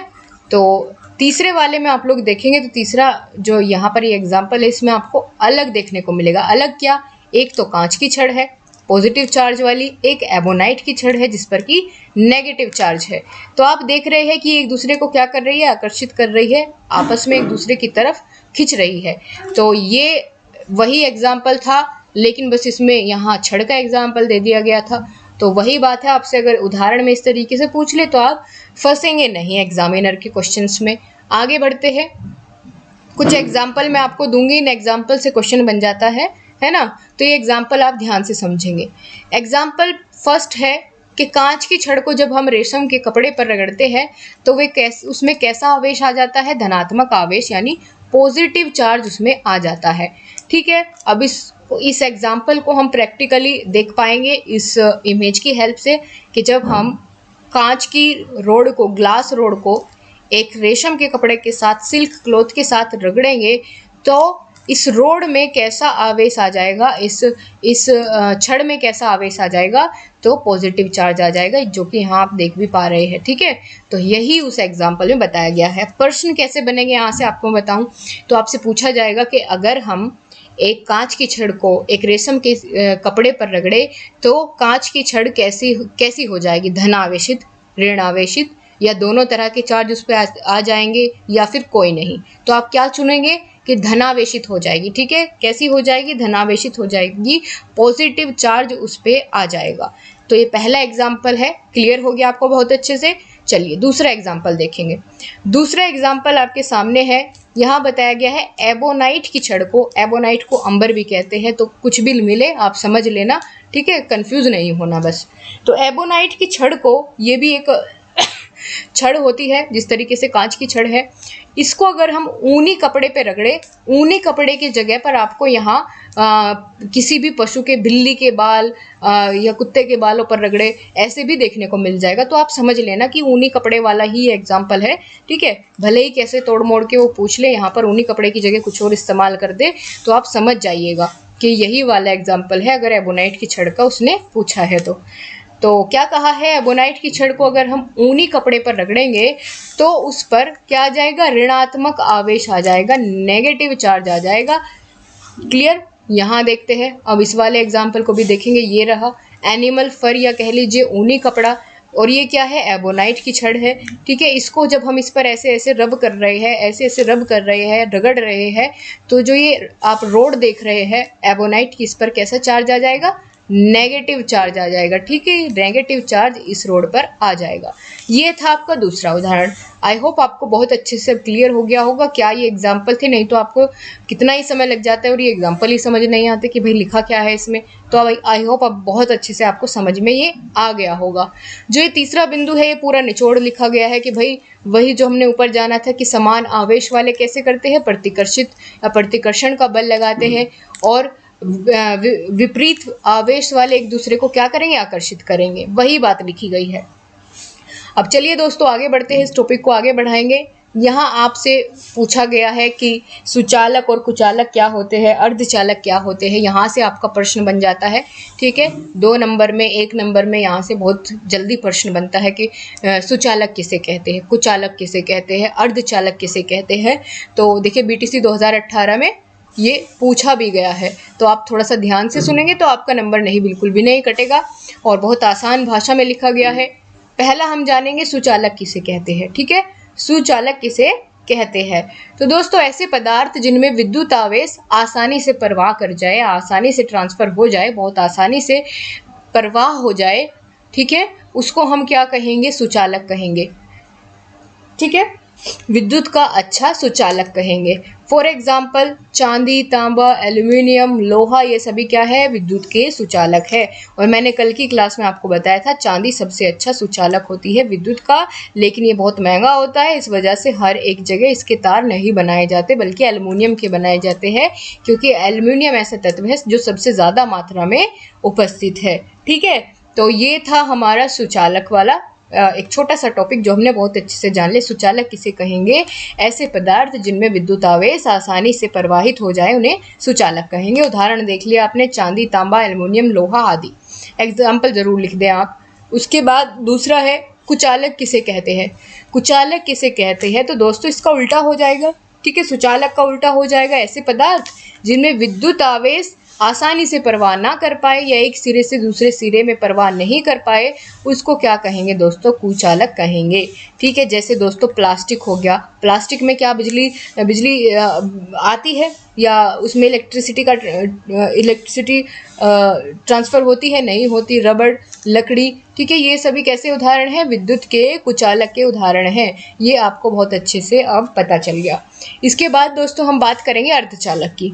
अर्धचालक क्या होता है, अर्धचालक का मतलब ये है जिसमें सुचालक और कुचालक दोनों के गुण पाए जाए, उनको हम क्या कहेंगे, अर्धचालक कहेंगे। जिसमें सुचालक और कुचालक दोनों के गुण पाए जाए उनको हम क्या कहेंगे, अर्धचालक कहेंगे। फॉर एग्जाम्पल सिलिकॉन, जर्मेनियम, ये क्या है, ये कैसी धातुएं हैं, ये अर्धचालक धातुएं हैं। इनमें बिजली ट्रांसफ़र मतलब पूरी तरीके से तो नहीं हो पाती, लेकिन हाँ हो जाती है। ऐसा नहीं कि भाई जैसे प्लास्टिक, रबड़ है जिनमें बिल्कुल भी नहीं हो पाती, तो ऐसा नहीं है। ये इसमें दोनों के गुण पाए जाते हैं। एग्जाम्पल आपने देख लिया, सिलिकॉन और जर्मेनियम।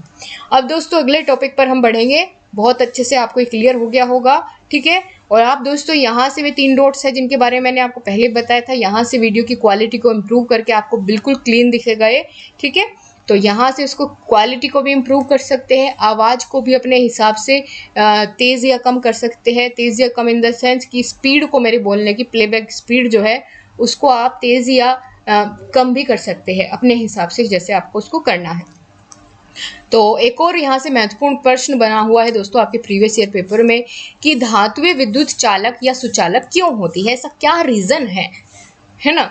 तो दोस्तों इसकी चालकता जो है वो किस पर निर्भर करेगी, किस सिद्धांत पर निर्भर करेगी, क्यों वो अच्छा सुचालक होगी, उसकी बात कर लेते हैं। दोस्तों विद्युत चालक के इलेक्ट्रॉन सिद्धांत के अनुसार ही जो धातुएं होती है, धातुओं के परमाणु में कुछ इलेक्ट्रॉन अलग हो जाते हैं तथा परमाणुओं के बीच अनियमित प्रकार से वो इधर उधर गति करते रहते हैं, यानी मुक्त रूप से घूमते रहते हैं। और मुक्त इलेक्ट्रॉन के कारण ही क्या होता है, जो इलेक्ट्रिसिटी है वो ट्रांसफ़र हो पाती है। क्या प्रोटॉन भी ऐसे ट्रांसफ़र हो जाते हैं? बिल्कुल नहीं, क्योंकि वो बहुत भारी होते हैं और आपस में सटे हुए रहते हैं।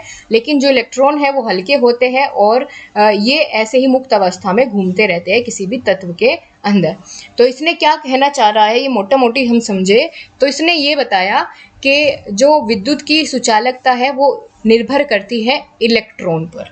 ठीक, इलेक्ट्रॉन पर निर्भर करती है, इलेक्ट्रॉन सिद्धांत पर निर्भर करती है, क्योंकि वे अनियमित तौर पर या मुक्त अवस्था में घूमते रहते हैं, और उन्हीं के कारण बिजली क्या हो पाती है, ट्रांसफ़र हो पाती है, या बिजली के ये अच्छे सुचालक बनते हैं। बहुत बढ़िया तरीके से समझ में आ गया आपको। ठीक है, आगे बढ़ते हैं और आगे हम जानेंगे दोस्तों कौन कौन से आप कह सकते हैं कि विद्युत ऊर्जा के कौन कौन से स्रोत होते हैं। शायद वही टॉपिक आपका आने वाला है। यहाँ पर आपका, हाँ, वही टॉपिक आने वाला है। यहाँ आपसे पूछा गया है दोस्तों, शेल के कुछ प्रकार पूछे गए हैं। मुझे लगता है यहाँ को एक पेज मिसिंग है, तो बिल्कुल साथियों ये टॉपिक मिस हो रहा था उस PDF में, मैंने ऐड कर दिया है। ठीक है, तो यहाँ से हम शुरू करेंगे अब आगे। इसके बाद दोस्तों हम जानने वाले हैं विद्युत धारा के बारे में। ठीक है, विद्युत धारा क्या होती है, बिल्कुल बहुत अच्छा क्वेश्चन यहाँ से आपका पूछा जाता है, विद्युत धारा किसे कहते हैं। तो किसी चालक में, या चालक का मतलब होता है कंडक्टर, ठीक है, जिसमें बिजली आप कह सकते हैं कि जिसमें बिजली ट्रांसफ़र हो या जिसमें बिजली का प्रवाह हो सके। तो किसी चालक में आवेश प्रवाह की जो दर होती है, उस दर को क्या कहेंगे हम, विद्युत धारा कहेंगे। ठीक है, किसी चालक में आवेश यानी चार्ज की प्रवाह का, या जो उसमें फ्लो हो रहा है, इलेक्ट्रिक फ्लो की जो रेट है, उसको हम क्या कहते हैं, विद्युत धारा कहेंगे। क्लियर, उसको क्या कहते हैं हम, विद्युत धारा कहेंगे। क्लियर है इतना आप सभी को क्या कहा गया है इसमें? तो एक बार फिर से देखेंगे, किसी चालक में आवेश प्रवाह की दर को विद्युत धारा कहते हैं, यानी इलेक्ट्रिक करंट कहते हैं। विद्युत धारा की माप चालक में प्रति सेकंड प्रवाहित आवेश की मात्रा से की जाती है। यानी विद्युत धारा की माप कैसे करें, विद्युत धारा को कैसे मापें, तो यहाँ देखिए इस आप फॉर्मूले में कि जो चालक होता है उसका आवेश बटे लगने वाला समय। ठीक है, समय को किस में मापते हैं, सेकंड में। समय की SI यूनिट क्या होती है, सेकंड होती है। आवेश की क्या होती है, कूलाम होती है, जो कि हमने पहले ही जाना था। क्लियर। और विद्युत धारा की क्या होगी, अगर विद्युत धारा की SI यूनिट पूछ ली जाए तो आप बताएंगे एम्पियर होती है। और विद्युत धारा को कैसे मापते हैं, तो आवेश बटे समय। आवेश को मापेंगे कूलाम में, समय को किस में, समय की SI यूनिट सेकंड होती है। तो वही यहाँ लिखा है कि विद्युत धारा की माप चालक के प्रति सेकंड प्रवाहित आवेश की मात्रा से ही पता की जा सकती है, विद्युत धारा की माप। ठीक है, इलेक्ट्रिक करंट कितना फ्लो हो रहा है उसमें, इसका पता हमें जब हम आवेश बटे समय रखे तो उससे हमें पता चल जाता है कि विद्युत धारा क्या है, इलेक्ट्रिक करंट कितना फ्लो हो रहा है। और विद्युत धारा का SI यूनिट क्या होती है, एम्पियर होती है। ये बहुत अच्छे से आप लोग ध्यान रखेंगे। आवेश और विद्युत धारा की जो SI यूनिट होती है, इनमें आप कंफ्यूज नहीं होंगे। कभी कूलाम की जगह एम्पियर लगा के आए और एम्पियर की जगह कूलाम लगा करके आए। ठीक है, तो ऐसे नहीं करना है, ये बहुत अच्छे से आपको ध्यान रखनी है। अब यहाँ पर दोस्तों कुछ इम्पोर्टेंट फैक्ट्स है जो हमने अभी तक जाने, और कुछ और है इनसे एक्स्ट्रा भी जो जानने ज़रूरी है। पहला है विद्युत धारा का SI मात्रक, SI यूनिट क्या है। तो अभी मैंने आपको बताया क्या होती है, एम्पियर होती है। BTC 2019 में ही पूछा गया ये प्रश्न है। इसी के साथ विद्युत धारा को मापने का उपकरण क्या कहलाता है, जो विद्युत धारा को मापता है, उसको दोस्तों हम अमीटर कहते हैं। ठीक है, अमीटर कहते हैं विद्युत धारा को मापने वाले उपकरण को। आवेश का SI मात्रक क्या होता है, कूलाम होता है, अभी बात की थी। विद्युत धारा क्या है, मुक्त इलेक्ट्रॉनों का प्रवाह है, ये भी हमने बात कर ली। तो ये प्रमुख बातें हैं, इनमें से आप कुछ भी नहीं छोड़ेंगे। क्लियर। अगर विद्युत धारा लिख करके आप अपने जब नोट्स बनाएंगे तो क्या लिखेंगे, विद्युत धारा क्या है, किसी चालक में आवेश प्रवाह की दर को विद्युत धारा कहते हैं। फिर लिखेंगे आप इसका फॉर्मूला, फिर लिखेंगे कि इसका SI यूनिट क्या है, फिर इसको मापने वाला यंत्र क्या है। ठीक है, आवेश का SI यूनिट क्या है, और विद्युत धारा किसे कहते हैं, मुक्त इलेक्ट्रॉन का प्रवाह, ऐसे भी हम इसको बोल सकते हैं। तो ये छोड़ने वाली चीज़ें इसमें से कुछ भी नहीं है। आगे बढ़ेंगे तो कुछ MCQs है जो कि मैंने आपको अभी आज पढ़ाया, उसी में से क्वेश्चंस बनाए गए हैं, तो आप इनका आंसर करने की कोशिश करिएगा। ठीक है, मैं अभी इसका आंसर बिल्कुल नहीं बताऊंगी, क्योंकि अगर आपने चीज़ें ध्यान से सुनी है तो बहुत आसानी से आप इनका आंसर कर पाएंगे। ठीक है, बाकी कमेंट बॉक्स में अगर गलत होता है तो मैं उसको ज़रूर देखूंगी। पहला प्रश्न क्या है, एबोनाइट की छड़ को जब हम रेशम के कपड़े पर रगड़ेंगे तो छड़ कैसी हो जाएगी, धन आवेशित, ऋण आवेशित, या दोनों, या आवेश कोई आवेश नहीं। तो देखते हैं क्या आंसर आप कर पाएंगे, कितना आपको एग्जाम्पल समझ में आया था और उस एग्जाम्पल से कैसे क्वेश्चंस बनते हैं। तो ये आपको यहाँ से अंदाज़ा बहुत अच्छे से अब लग गया होगा। दूसरा क्या है, कंघे को सूखे बालों पर रगड़ने पर वह कागज के छोटे छोटे टुकड़ों को क्या करेगा, प्रतिकर्षित करेगा, आकर्षित करेगा, या दोनों करेगा, या इनमें से कोई नहीं। तो देखते हैं आप क्या जवाब देंगे। आवेश कितने प्रकार के होते हैं ये आपको बताना है। 3 प्रकार के, 2 प्रकार के, 4 के, कितने के होते हैं। एक इलेक्ट्रॉन पर कितना आवेश होता है ये भी मैंने आपको बताया था। ठीक है, तो इन चारों में से कौन सा सही है वो आपको बताना है। एक इलेक्ट्रॉन पर कितना आवेश होता है। अब इसके बाद दोस्तों हमने विद्युत धारा के बारे में जान लिया, तो अब जरूरत पड़ती है विद्युत धारा के प्रकार जानने की। तो विद्युत धारा यानी इलेक्ट्रिक करंट के कौन कौन से टाइप्स होते हैं। तो दोस्तों इसके भी 2 प्रकार होते हैं। कौन कौन से, डायरेक्ट करंट और दूसरा क्या होता है दोस्तों, अल्टरनेटिंग करंट। ठीक है, 2 प्रकार के होते हैं, दिष्ट धारा और दूसरे के बारे में अभी जानेंगे, जिसको हम दूसरा जो नाम देते हैं दिष्ट धारा के अलावा जो दूसरा नाम है उसकी अगर बात करें उसको हम कहते हैं प्रत्यावर्ती धारा। तो डायरेक्ट करंट यानी दिष्ट धारा के बारे में जानते हैं। ये क्या होता है, वह धारा जिसकी दिशा और परिमाण दोनों समय के साथ अपरिवर्तित रहे, यानी उनमें कोई बदलाव ना हो, कोई चेंज ना हो, उसे हम क्या कहते हैं, दिष्ट धारा कहते हैं। इसने क्या कहा दोस्तों, इसका कहने का मतलब है ऐसी धारा या वह धारा जिसकी दिशा में, परिमाण में कोई बदलाव ना हो समय के साथ, उसको हम क्या कहेंगे, दिष्ट धारा कहेंगे। जैसे अगर हम इसका थोड़ा सा डायग्राम बनाना चाहे तो ये इस तरीके से बनेगा। यहाँ समय होगा, यहाँ धारा होगा। ठीक है, धारा का प्रवाह तो समय के साथ साथ वो सेम रहेगी, कोई बदलाव नहीं होंगे, अपरिवर्तित नहीं होगी, उसे हम दिष्ट धारा कहेंगे। इसके उदाहरण क्या क्या आ जाते हैं इसमें, सेल, बैटरी, डायनेमो को हम जनरेटर के नाम से भी जानते हैं, टॉर्च और ट्रांजिस्टर, कैलकुलेटर। आपसे इन एग्जाम्पल से प्रश्न बन जाता है तो आप ध्यान रखेंगे कि कैलकुलेटर में कौन सी धारा है, दिष्ट धारा है, टॉर्च में कौन सी धारा है, दिष्ट धारा यानी डायरेक्ट करंट है, डायनेमो में, बैटरी में, ट्रांजिस्टर में, इन सभी में कौन सी धारा है, दिष्ट धारा है। बहुत बढ़िया तरीके से आपको समझ में आ गया। ठीक है, डायरेक्ट करंट, दिष्ट धारा जो कि समय के साथ अपरिवर्तित रहे, उसमें कोई बदलाव ना हो।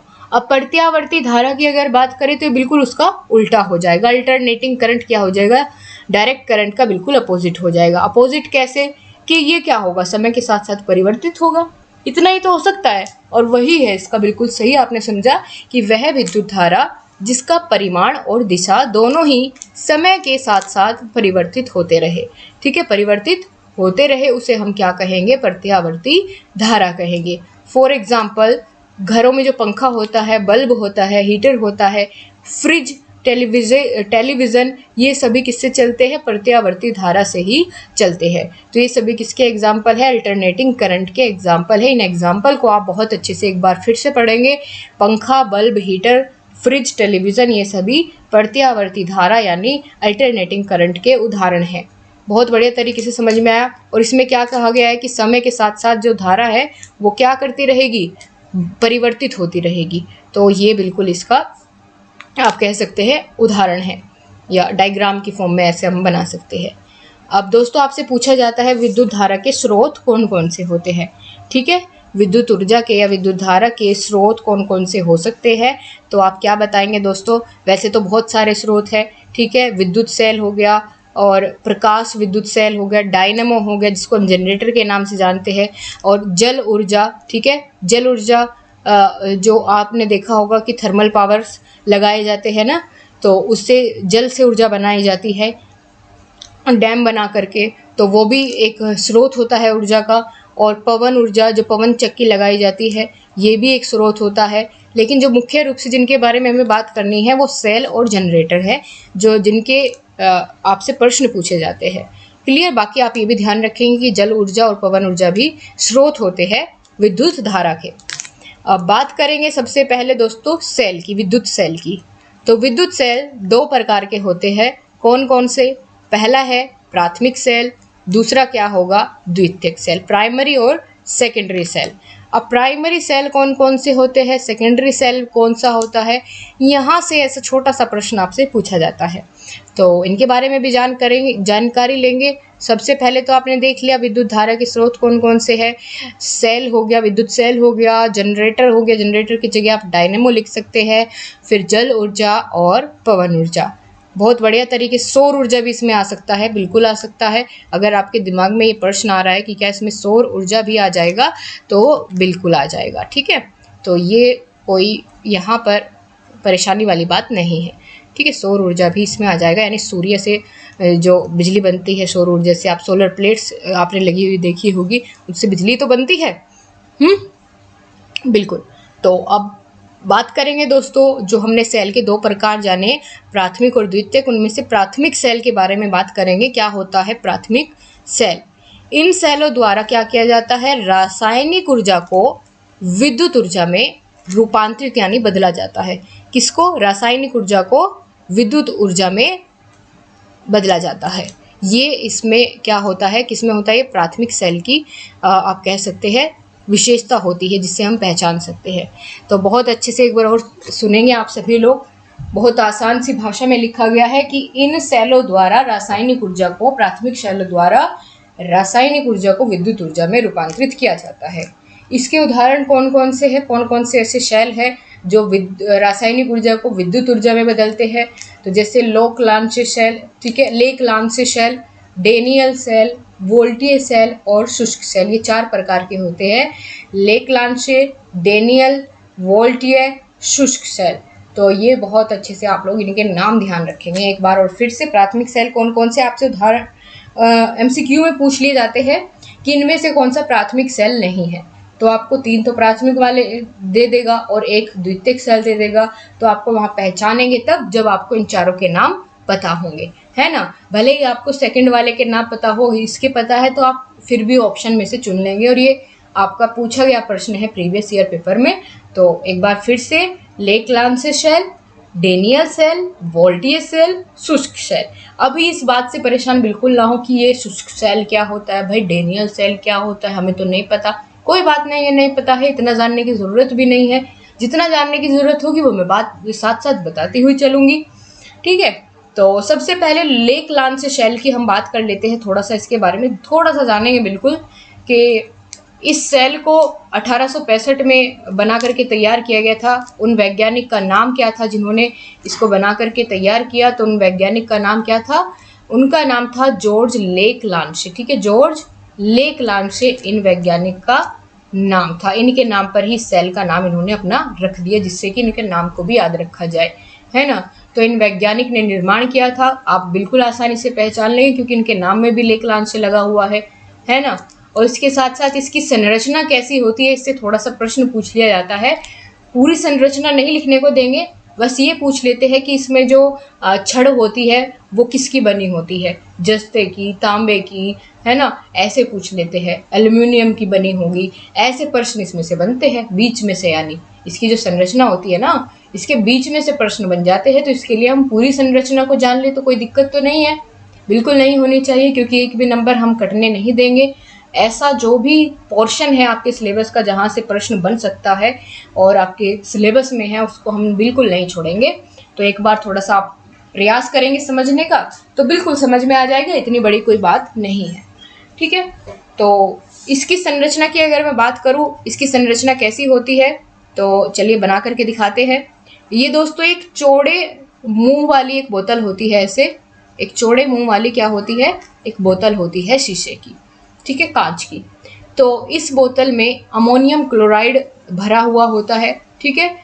इस बोतल में क्या होता है, अमोनियम क्लोराइड भरा हुआ होता है और उसमें एक रोड यानी छड़ डूबी होती है जो कि जस्ते की बनी होती है। किसकी? जस्ते की बनी छड़। तो ये आपको ध्यान रखना है, छड़ किसकी बनी है? जस्ते की। यहाँ से पूछा गया था वो प्रश्न कि जो लेक-लांछे सेल होता है उसमें जो छड़ होती है वो किसकी बनी होती है, तो वो जस्ते की बनी होती है। ये यहाँ पर मुख्य बात थी, क्लियर। अब आगे बढ़ेंगे और क्या क्या होता है।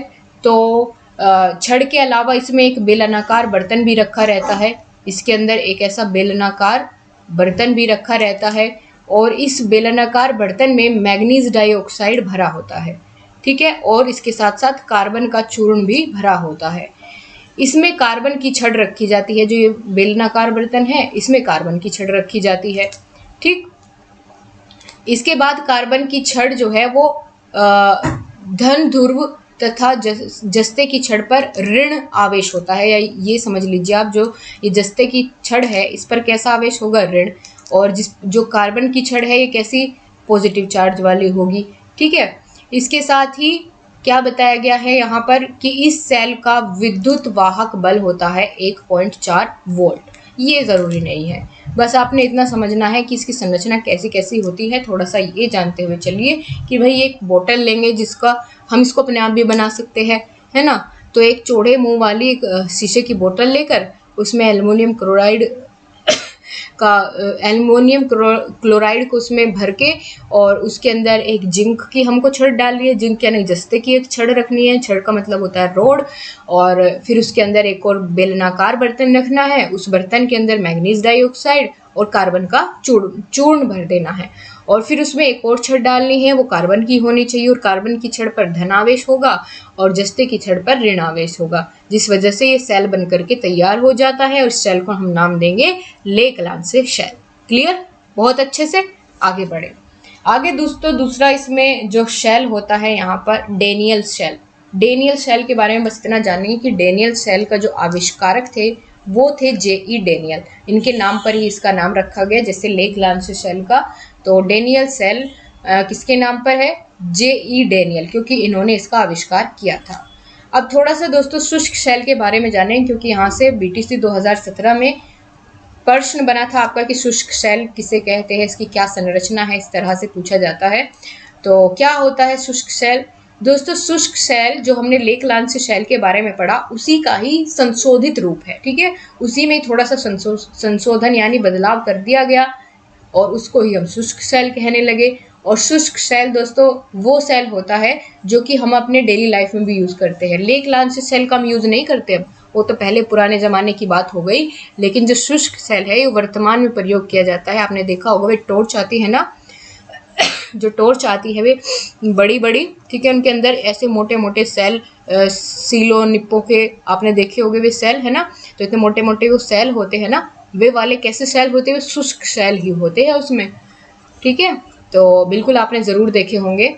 तो शुष्क शेल का प्रयोग हम अपने दैनिक जीवन में विशेष रूप से करते हैं, और यह लेक-लांसे शेल का क्या है, संशोधित रूप है। इनकी संरचना कैसी होगी? तो इनकी संरचना तो आपने देखी भी होगी, जब वो खराब हो जाते थे कभी आपने उनको तोड़कर उनके अंदर भरा हुआ जो भी मटेरियल होता है उसको निकाल करके देखा है? आपने नहीं देखा तो कोई बात नहीं, लेकिन मैंने ज़रूर ये एक्सपेरिमेंट किया है, उसको तोड़ करके उसके अंदर जो भी होता है मैंने वो सब चीज़ें देखी हुई है। ठीक है, तो जिसने देखी है उसको समझने में बहुत आसानी होगी कि कैसा होता है। तो यहाँ पर मैं चाहती तो उसकी इमेज लगा सकती थी, लेकिन कोई बात नहीं, आपने ज़रूर देखा ही होगा। इस तरह से होता है जैसा मैंने यहाँ बनाया हुआ है, ठीक है, ऐसा। तो चलिए देखते हैं कैसी इसकी संरचना होगी।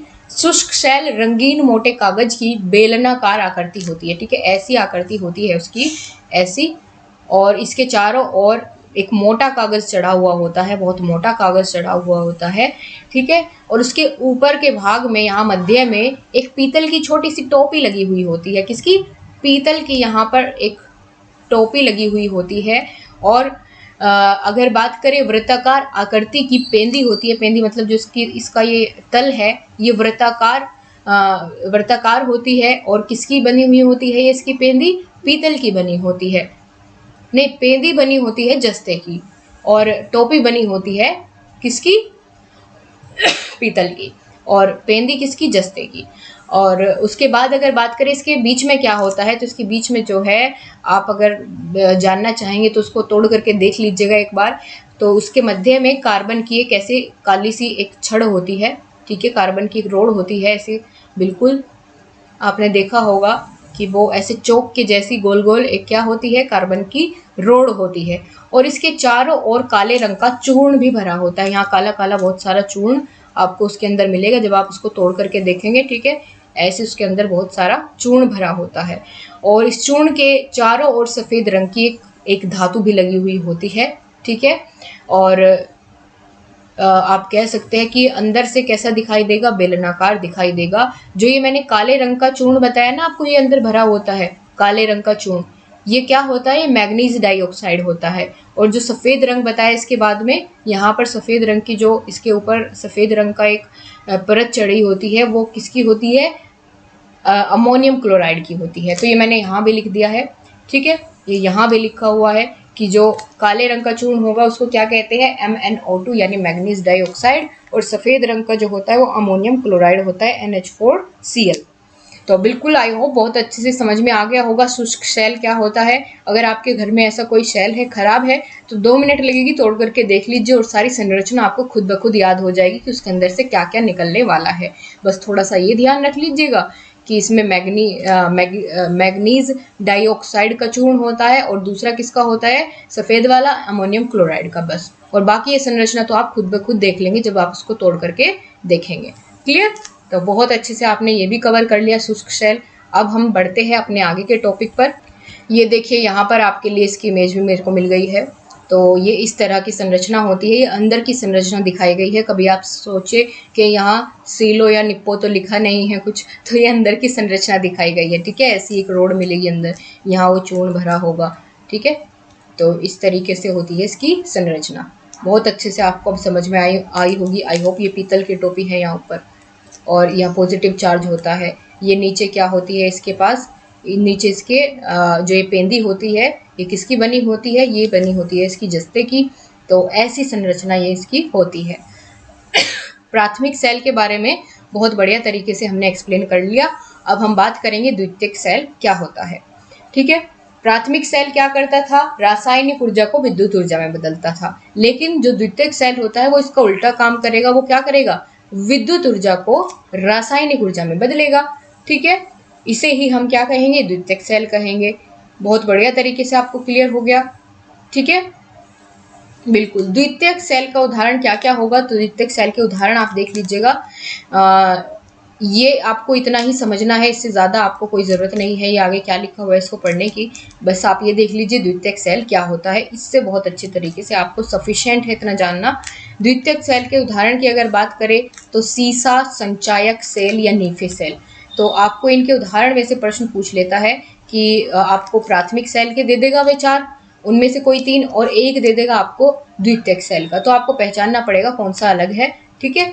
तो ये बहुत अच्छे से आपको आई होप अब क्लियर हो गया होगा द्वितीयक सेल के उदाहरण कौन कौन से हैं, सीसा, संचालक सेल और नीफे सेल। आगे बढ़ते हैं तो दोस्तों दोनों के बीच में डिफरेंस बताया गया है। प्राथमिक और द्वितीयक सेल में और क्या क्या डिफरेंस होता है। पहला डिफरेंस तो यही है, जो प्राथमिक सेल है उनको पुनः आवेशित नहीं किया जा सकता, यानी जब वे एक बार डिस्चार्ज हो जाते हैं तो उनको दोबारा से चार्ज नहीं किया जा सकता, वो फेंकने पड़ते हैं, ठीक है। आपने देखा कि जो शेल होता है जो टॉर्च के अंदर मैंने आपको बताया, ठीक है, शुष्क शेल, वो क्या दोबारा से यूज़ कर सकते हैं, उसको नहीं कर सकते। हालांकि ट्राई करते थे लोग उसको भी चार्ज लगा करके यूज़ करने की, लेकिन वो नहीं होता, ठीक है। तो उसे हम पुनः आवेशित नहीं कर सकते। लेकिन जो द्वितीयक प्रकार के सेल होते हैं इनको हम पुनः आवेशित कर सकते हैं, उनमें दोबारा से उनमें चार्ज डाल सकते हैं, उनको फिर से यूज़ कर सकते हैं। दूसरा अगर बात करें, इन सेलों में होने वाली जो रासायनिक क्रियाएं हैं वे अनुत्क्रमणीय हैं, ठीक है, यानी दोबारा से उनको यूज़ नहीं किया जा सकता, वही बात है। और इस वाले सेल में उनको दोबारा से यूज़ किया जा सकता है, विद्युत ऊर्जा में रूपांतरित होती है, ठीक है। और इनके अंदर जो है प्रतिशोध कम होता है, इनमें अधिक होता है। इसमें उदाहरण दिए गए हैं आपको इनके नाम, Leclanche cell, Daniell cell, voltaic cell, शुष्क सेल। इधर आपको बैटरी का उदाहरण दिया गया है और 2 उदाहरण जो मैंने आपको बताए शीशे वाले कि सीसा, संचायक सेल और नीफे सेल, ये भी आप इसमें लिख लीजिएगा। बस इतना आपका ये यहाँ से सेल के बारे में आपने बहुत अच्छे से कवर कर लिया है, प्राथमिक भी और द्वितीयक भी। अब इसके बाद दोस्तों हम बात करेंगे जो दूसरा स्रोत हमने जाना था ऊर्जा का, जनरेटर, जिसको हम डायनामो के नाम से भी जानते हैं, इसके बारे में बात कर लेते हैं कि जनरेटर क्या होता है, इसका काम क्या है। तो दोस्तों जनरेटर एक ऐसी मशीन है, एक ऐसी युक्ति है जो यांत्रिक ऊर्जा को विद्युत ऊर्जा में बदलने का काम करती है। किसको, यांत्रिक ऊर्जा को विद्युत ऊर्जा में बदलने का काम कौन करेंगे, जनरेटर करेंगे, जिसको जनित्र भी कहते हैं और डायनामो भी कहते हैं। तो यहाँ आप इमेज में देख पा रहे हैं, ठीक है। यहाँ ये इस तरीके से ये एक प्लेट होती है, ठीक है, चक्री होती है, घूमती रहती है और जिसकी वजह से यहाँ पर जो ये यांत्रिक ऊर्जा है वो विद्युत ऊर्जा में बदलती रहती है। बाकी आपको इसका डायग्राम नहीं पूछा जाएगा। अब दोस्तों हम आगे जानेंगे विद्युत के प्रभाव कौन कौन से होते हैं, इफेक्ट्स ऑफ इलेक्ट्रिक करंट, जिनके नाम है चुंबकीय प्रभाव, ऊष्मीय प्रभाव, रासायनिक प्रभाव और प्रकाशीय प्रभाव। यानी इलेक्ट्रिक करंट के ये 4 प्रभाव होते हैं, इफेक्ट्स होते हैं। इन चारों के बारे में एक एक करके जानेंगे, क्योंकि यहाँ से आपका प्रश्न पूछ लिया जाता है कि विद्युत का चुंबकीय प्रभाव बताइए, विद्युत का ऊष्मीय प्रभाव बताइए, ठीक है, विद्युत का रासायनिक प्रभाव बताइए। तो चलिए देखते हैं विद्युत धारा के प्रभाव, ये चारों चुंबकीय, ऊष्मीय, रासायनिक, प्रकाशीय। यहाँ ये आपको हेडिंग्स भी लिखनी पड़ सकती है कि विद्युत धारा के प्रभाव बताइए, तब आप इनके नाम लिखेंगे, चुंबकीय, ऊष्मीय, रासायनिक प्रभाव और प्रकाशीय प्रभाव। चलिए दोस्तों देखते हैं एक एक करके। सबसे पहले यहाँ पर हम देखते हैं 2019 में पूछा गया प्रश्न है, ये लीजिए आगे आपका रिपीटेड क्वेश्चन है। किसी चालक में से होकर गुजरने वाली धारा को उसका प्रभाव, धारा के प्रभाव कौन कौन से हो सकते हैं। पहला हमने बात करी ऊष्मीय प्रभाव, या इसको एक और नाम से जानते हैं तापीय प्रभाव, यानी हीटिंग इफेक्ट। ऊष्मीय प्रभाव क्या होता है? ऊष्मीय प्रभाव तो जब किसी चालक तार में विद्युत धारा प्रवाहित की जाती है, ठीक है, तो वह तार गर्म हो जाता है, इसे धारा का ऊष्मीय प्रभाव कहेंगे, है ना। ऊष्मीय प्रभाव यानी ऊष्मा यानी गर्म। तो यहाँ से आप क्या समझे कि जब हम किसी चालक तार से विद्युत को प्रवाहित करेंगे, उससे विद्युत को गुजारेंगे, इलेक्ट्रिसिटी का फ्लो करेंगे उस तार से, तो वो तार क्या हो जाएगा? गर्म हो जाएगा। इसे ही धारा का ऊष्मीय प्रभाव कहेंगे, क्योंकि उसके ऊष्मीय प्रभाव के कारण ही वो तार गर्म हुआ। बहुत बढ़िया। अब दोस्तों हम जानेंगे कि उदाहरण क्या क्या है इसके, क्या इस तरीके से कहाँ कहाँ यूज़ किया जाता है ये विद्युत का ऊष्मीय प्रभाव। तो आपने देखा होगा, आप लोग विद्युत प्रेस, इलेक्ट्रिक प्रेस यूज़ करते हैं, ठीक है, जिसमें नाइक्रोम का तार लगा हुआ होता है, जिसकी वजह से वो प्रेस गर्म होती है और आप कपड़ों पर अपने प्रेस कर पाते हैं। गीज़र में इस तरीके से वायरिंग होती है, ठीक है। ओवन हो गया, विद्युत हीटर हो गया।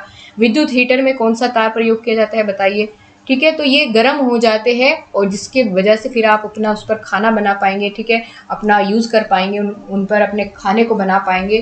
तो ये कुछ प्रभाव थे ऊष्मीय प्रभाव विद्युत के, ठीक है।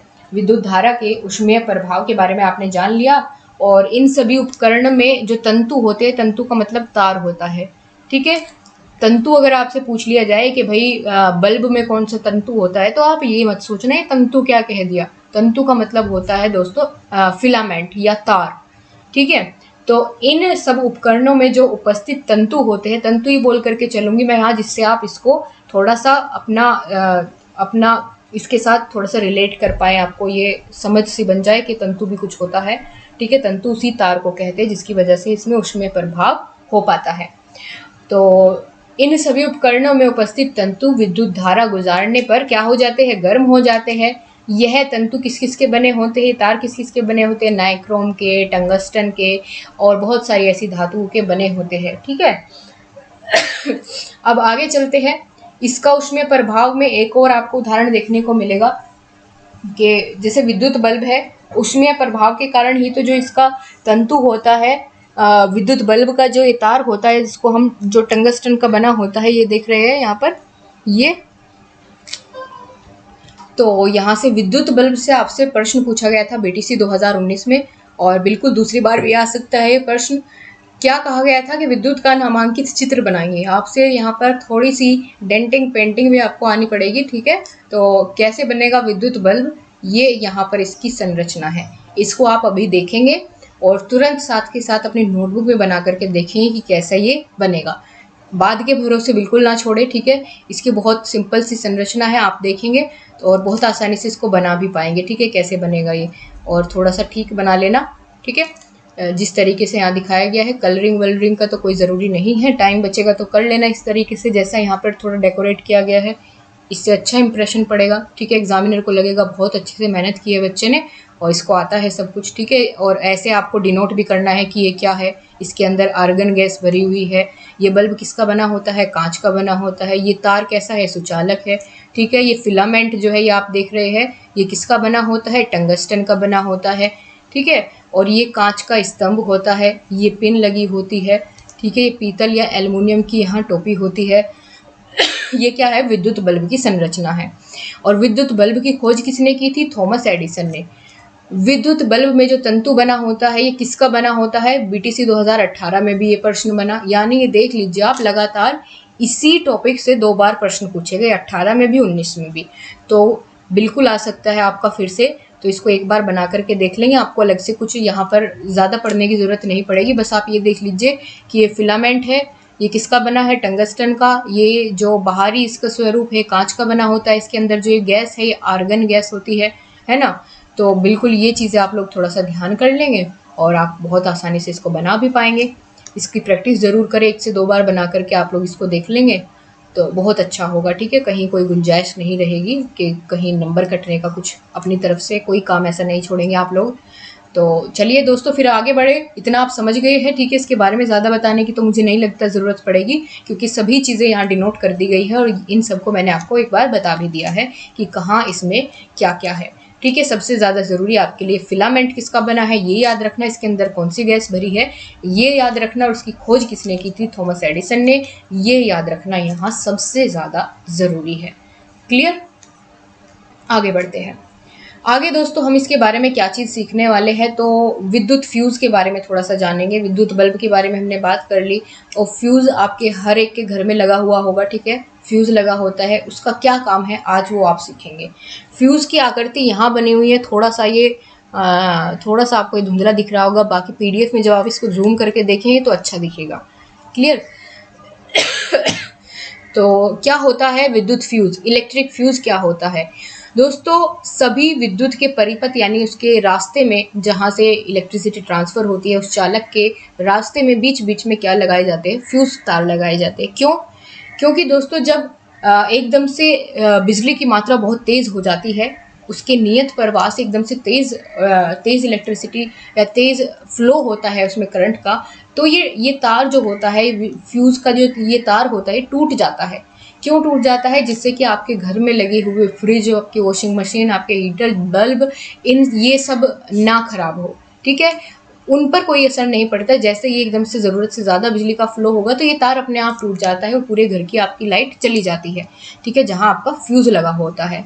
तो इसका काम यही है कि भाई जो आपके घर में होने वाले नुकसान है उनको बचाना, इसीलिए इसका यूज़ किया जाता है फ्यूज़ तार का। तो चलिए एक बार देख लेते हैं यहाँ लिखा क्या हुआ है। विद्युत फ्यूज़ यानी इलेक्ट्रिक फ्यूज़, सभी विद्युत परिपथ में एक बहुत कम द्रव्यनांक वाला सुरक्षात्मक फ्यूज़ तार लगाया जाता है।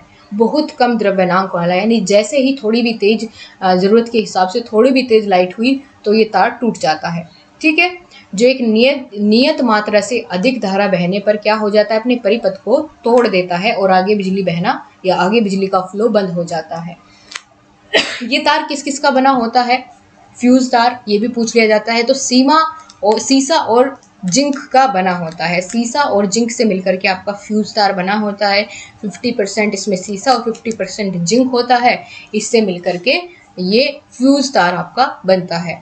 और इसका जो द्रव्यनांक होता है वो बहुत कम होता है, लगभग 2000 डिग्री सेल्सियस होता है। ठीक है, लगभग है, ये एक्यूरेट नहीं है, लगभग 2000 डिग्री सेल्सियस इसका द्रव्यनांक होता है। अगर आपसे पूछ लिया जाए तो आप बता पाएंगे।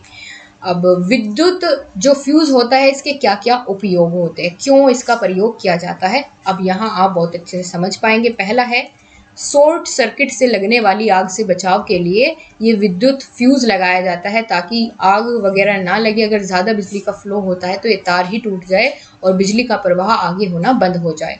ठीक है, दूसरा क्या है, इलेक्ट्रॉनिक उपकरणों की सुरक्षा के लिए। तो मैंने आपको पहले ही बताया था कि आपके घरों के इलेक्ट्रॉनिक उपकरणों की सुरक्षा करने के लिए भी इसको लगाया जाता है। फ्यूज़ तार को लगाना विद्युत परिपथ में सुरक्षात्मक उपाय होता है। क्लियर, तो आई होप कि बहुत अच्छे से आपका क्लियर हो गया होगा विद्युत का ऊष्मीय प्रभाव और विद्युत बल्ब के बारे में, विद्युत फ्यूज़ के बारे में आपने बहुत अच्छे से जान लिया होगा। अब दूसरा बात करते हैं दोस्तों, लगभग ये समझ के चलिए आपकी 1 से 2 क्लास और होंगी और आपका साइंस बिल्कुल ख़त्म है, ख़त्म, बिछा दिया हमने साइंस को भी, है ना। और इसके बाद फिर आपका समझ लीजिए बहुत अच्छे अच्छे सब्जेक्ट शुरू होने वाले हैं और आप 15 तो छोड़िए, मुझे तो लग रहा है हम बहुत पहले कर लेंगे कोर्स कंप्लीट। तो बिल्कुल टेंशन में मत रहिएगा कि कोर्स कब कंप्लीट होगा, ऐसे क्वेश्चन बिल्कुल ना करें, बिल्कुल ना करें, क्योंकि मैं अपने आप बहुत स्पीड से लेकर के चल रही हूँ, ज़रूरत से ज़्यादा, है ना। और इस चीज़ का भी धीरे धीरे मुझे ध्यान भी रखना पड़ता है, देखिए कि आपको ओवरफ्लो ना कर जाए चीज़ें। लेकिन आप में से कुछ लोग बुरा भी मान जाते हैं कि मैम आप पूरे 2 घंटे की क्लास नहीं देते इस तरह से। लेकिन दोस्तों मैं बिल्कुल सही हिसाब से आपको लेकर के चल रही हूँ, कोई आपको आपके ऊपर प्रेशर नहीं होगा, कभी भी आपके एग्ज़ाम हो जाए आपको डरने की ज़रूरत बिल्कुल नहीं है। क्लियर। तो यहाँ हम बात करेंगे दूसरा प्रभाव क्या था विद्युत का। तो विद्युत धारा का चुंबकीय प्रभाव क्या होगा, मैग्नेटिक इफेक्ट क्या होगा, उसके बारे में यहाँ हम बात करेंगे। दोस्तों किसी चालक में धारा प्रवाहित करने पर चालक के चारों ओर क्या होता है, एक चुंबकीय क्षेत्र बन जाता है, एक चुंबकीय क्षेत्र बन जाता है उसके चारों ओर, ठीक है। एक चुंबकीय क्या बन जाता है, क्षेत्र बन जाता है, और इसे ही विद्युत धारा का चुंबकीय प्रभाव कहते हैं। कैसे, उदाहरण में देखिए, जैसे धारा मापी यानी विद्युत धारा को मापने वाला जो यंत्र होता है जिसको हम गैल्वेनोमीटर कहते हैं, उसकी कार्य प्रणाली इसी पर आधारित होती है, किस पर, चुंबकीय प्रभाव पर। कैसे, यहाँ देखेंगे, अब गैल्वेनोमीटर को देखते हुए चलेंगे तो पता चल जाएगा कैसे चुंबकीय प्रभाव पर आधारित होती है। ये रहा आपके सामने धारा मापी यंत्र जिसको हम इंग्लिश में कहते हैं गैल्वेनोमीटर, ठीक है। तो दोस्तों ये तांबे के तारों से बनी एक क्या होती है, आयताकार एक कुंडली होती है, ठीक है।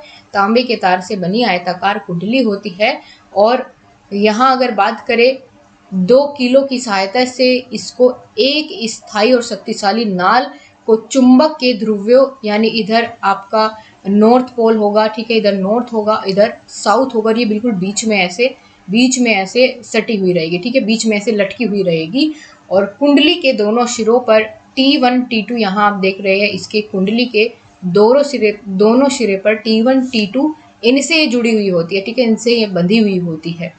और उसके बाद अगर बात करें तो यहाँ पर ये जो आपका ये आप सुई देख रहे हैं, ठीक है, इस पर लटकी, जो बीच में लटकी हुई सुई है या नाल है जिसको आप ऐसे बोल सकते हैं, तो ये आपको दर्शाता है, ये संकेत करता है कि जो वृत्ताकार पैमाने पर घूम रही है ये सुई बीच में शून्य पर रहती है, ठीक है। अगर इधर होती है तो ज़्यादा हो रही है आपकी धारा, इधर हो रही है तो कम हो रही है, तो ये ही आपको डिनोट करेगी कि बिजली का प्रवाह अभी कैसा हो रहा है। ज़्यादा है तो इधर साउथ पोल की तरफ जाएगी, या साउथ आपका जो इधर चुंबक का साउथ पोल है, ठीक है, इस तरफ जाएगी, या नॉर्थ पोल की तरफ जाएगी तो कम हो रही है, तो ये डिनोट करती है इसको। क्लियर।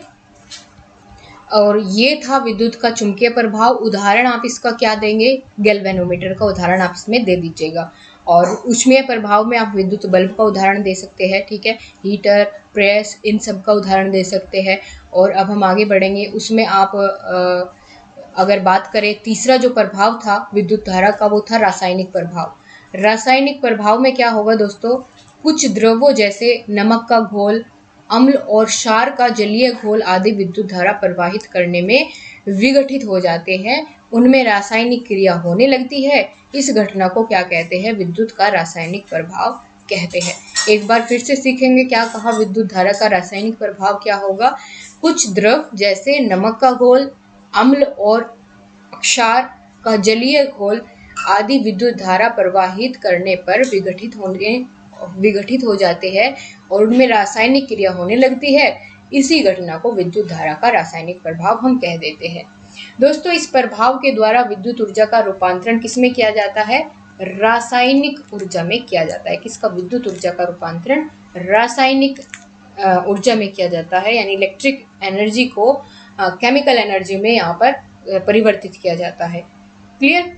इसका उपयोग किस किस जगह करेंगे, तो विद्युत लेपन में करेंगे, धातुओं के निष्कर्षण में करेंगे। विद्युत लेपन यानी जब एक धातु के ऊपर दूसरी धातु का लेप किया जाता है, ठीक है, धातुओं का संरक्षण करने के लिए, धातु के निष्कर्षण के लिए तथा शोधन आदि में किया जाता है, धातु को शुद्ध करने में, तो यहाँ इसका प्रयोग किया जाता है। जो वोल्टमीटर होता है, वोल्टेज मापने वाला यंत्र, तो उसकी कार्य प्रणाली भी विद्युत धारा के रासायनिक प्रभाव पर ही आधारित होती है। बहुत बढ़िया, इतना आपको क्लियर हो गया दोस्तों, ये टॉपिक लगभग पूरा हो गया। और इसके बाद कुछ महत्वपूर्ण प्रश्न है जो आपने अभी तक सीखा उसी से क्वेश्चंस किए गए हैं। जैसे विद्युत धारा का मात्रक क्या है, तो ये 4 ऑप्शंस आपको दिए गए हैं, इनमें से जो सही है आपने बहुत अच्छे से सीख लिया, तो अब इसका आंसर आप लोग करेंगे। दूसरा क्वेश्चन है, शुष्क शेल में किस पदार्थ की छड़ एनोड का कार्य करती है, जो किस प्रकार की छड़ को उसमें डुबाए रखा जाता है शुष्क शेल में। ठीक है, तो आपको बताना है कार्बन की होगी, सिलिकॉन की होगी, जर्मेनियम की होगी या बोरॉन की होगी। ये आपको यहाँ तक आज की क्लास में कवर मैंने कराया और यहीं तक आपको बहुत अच्छे से कवर करना है बैठ करके।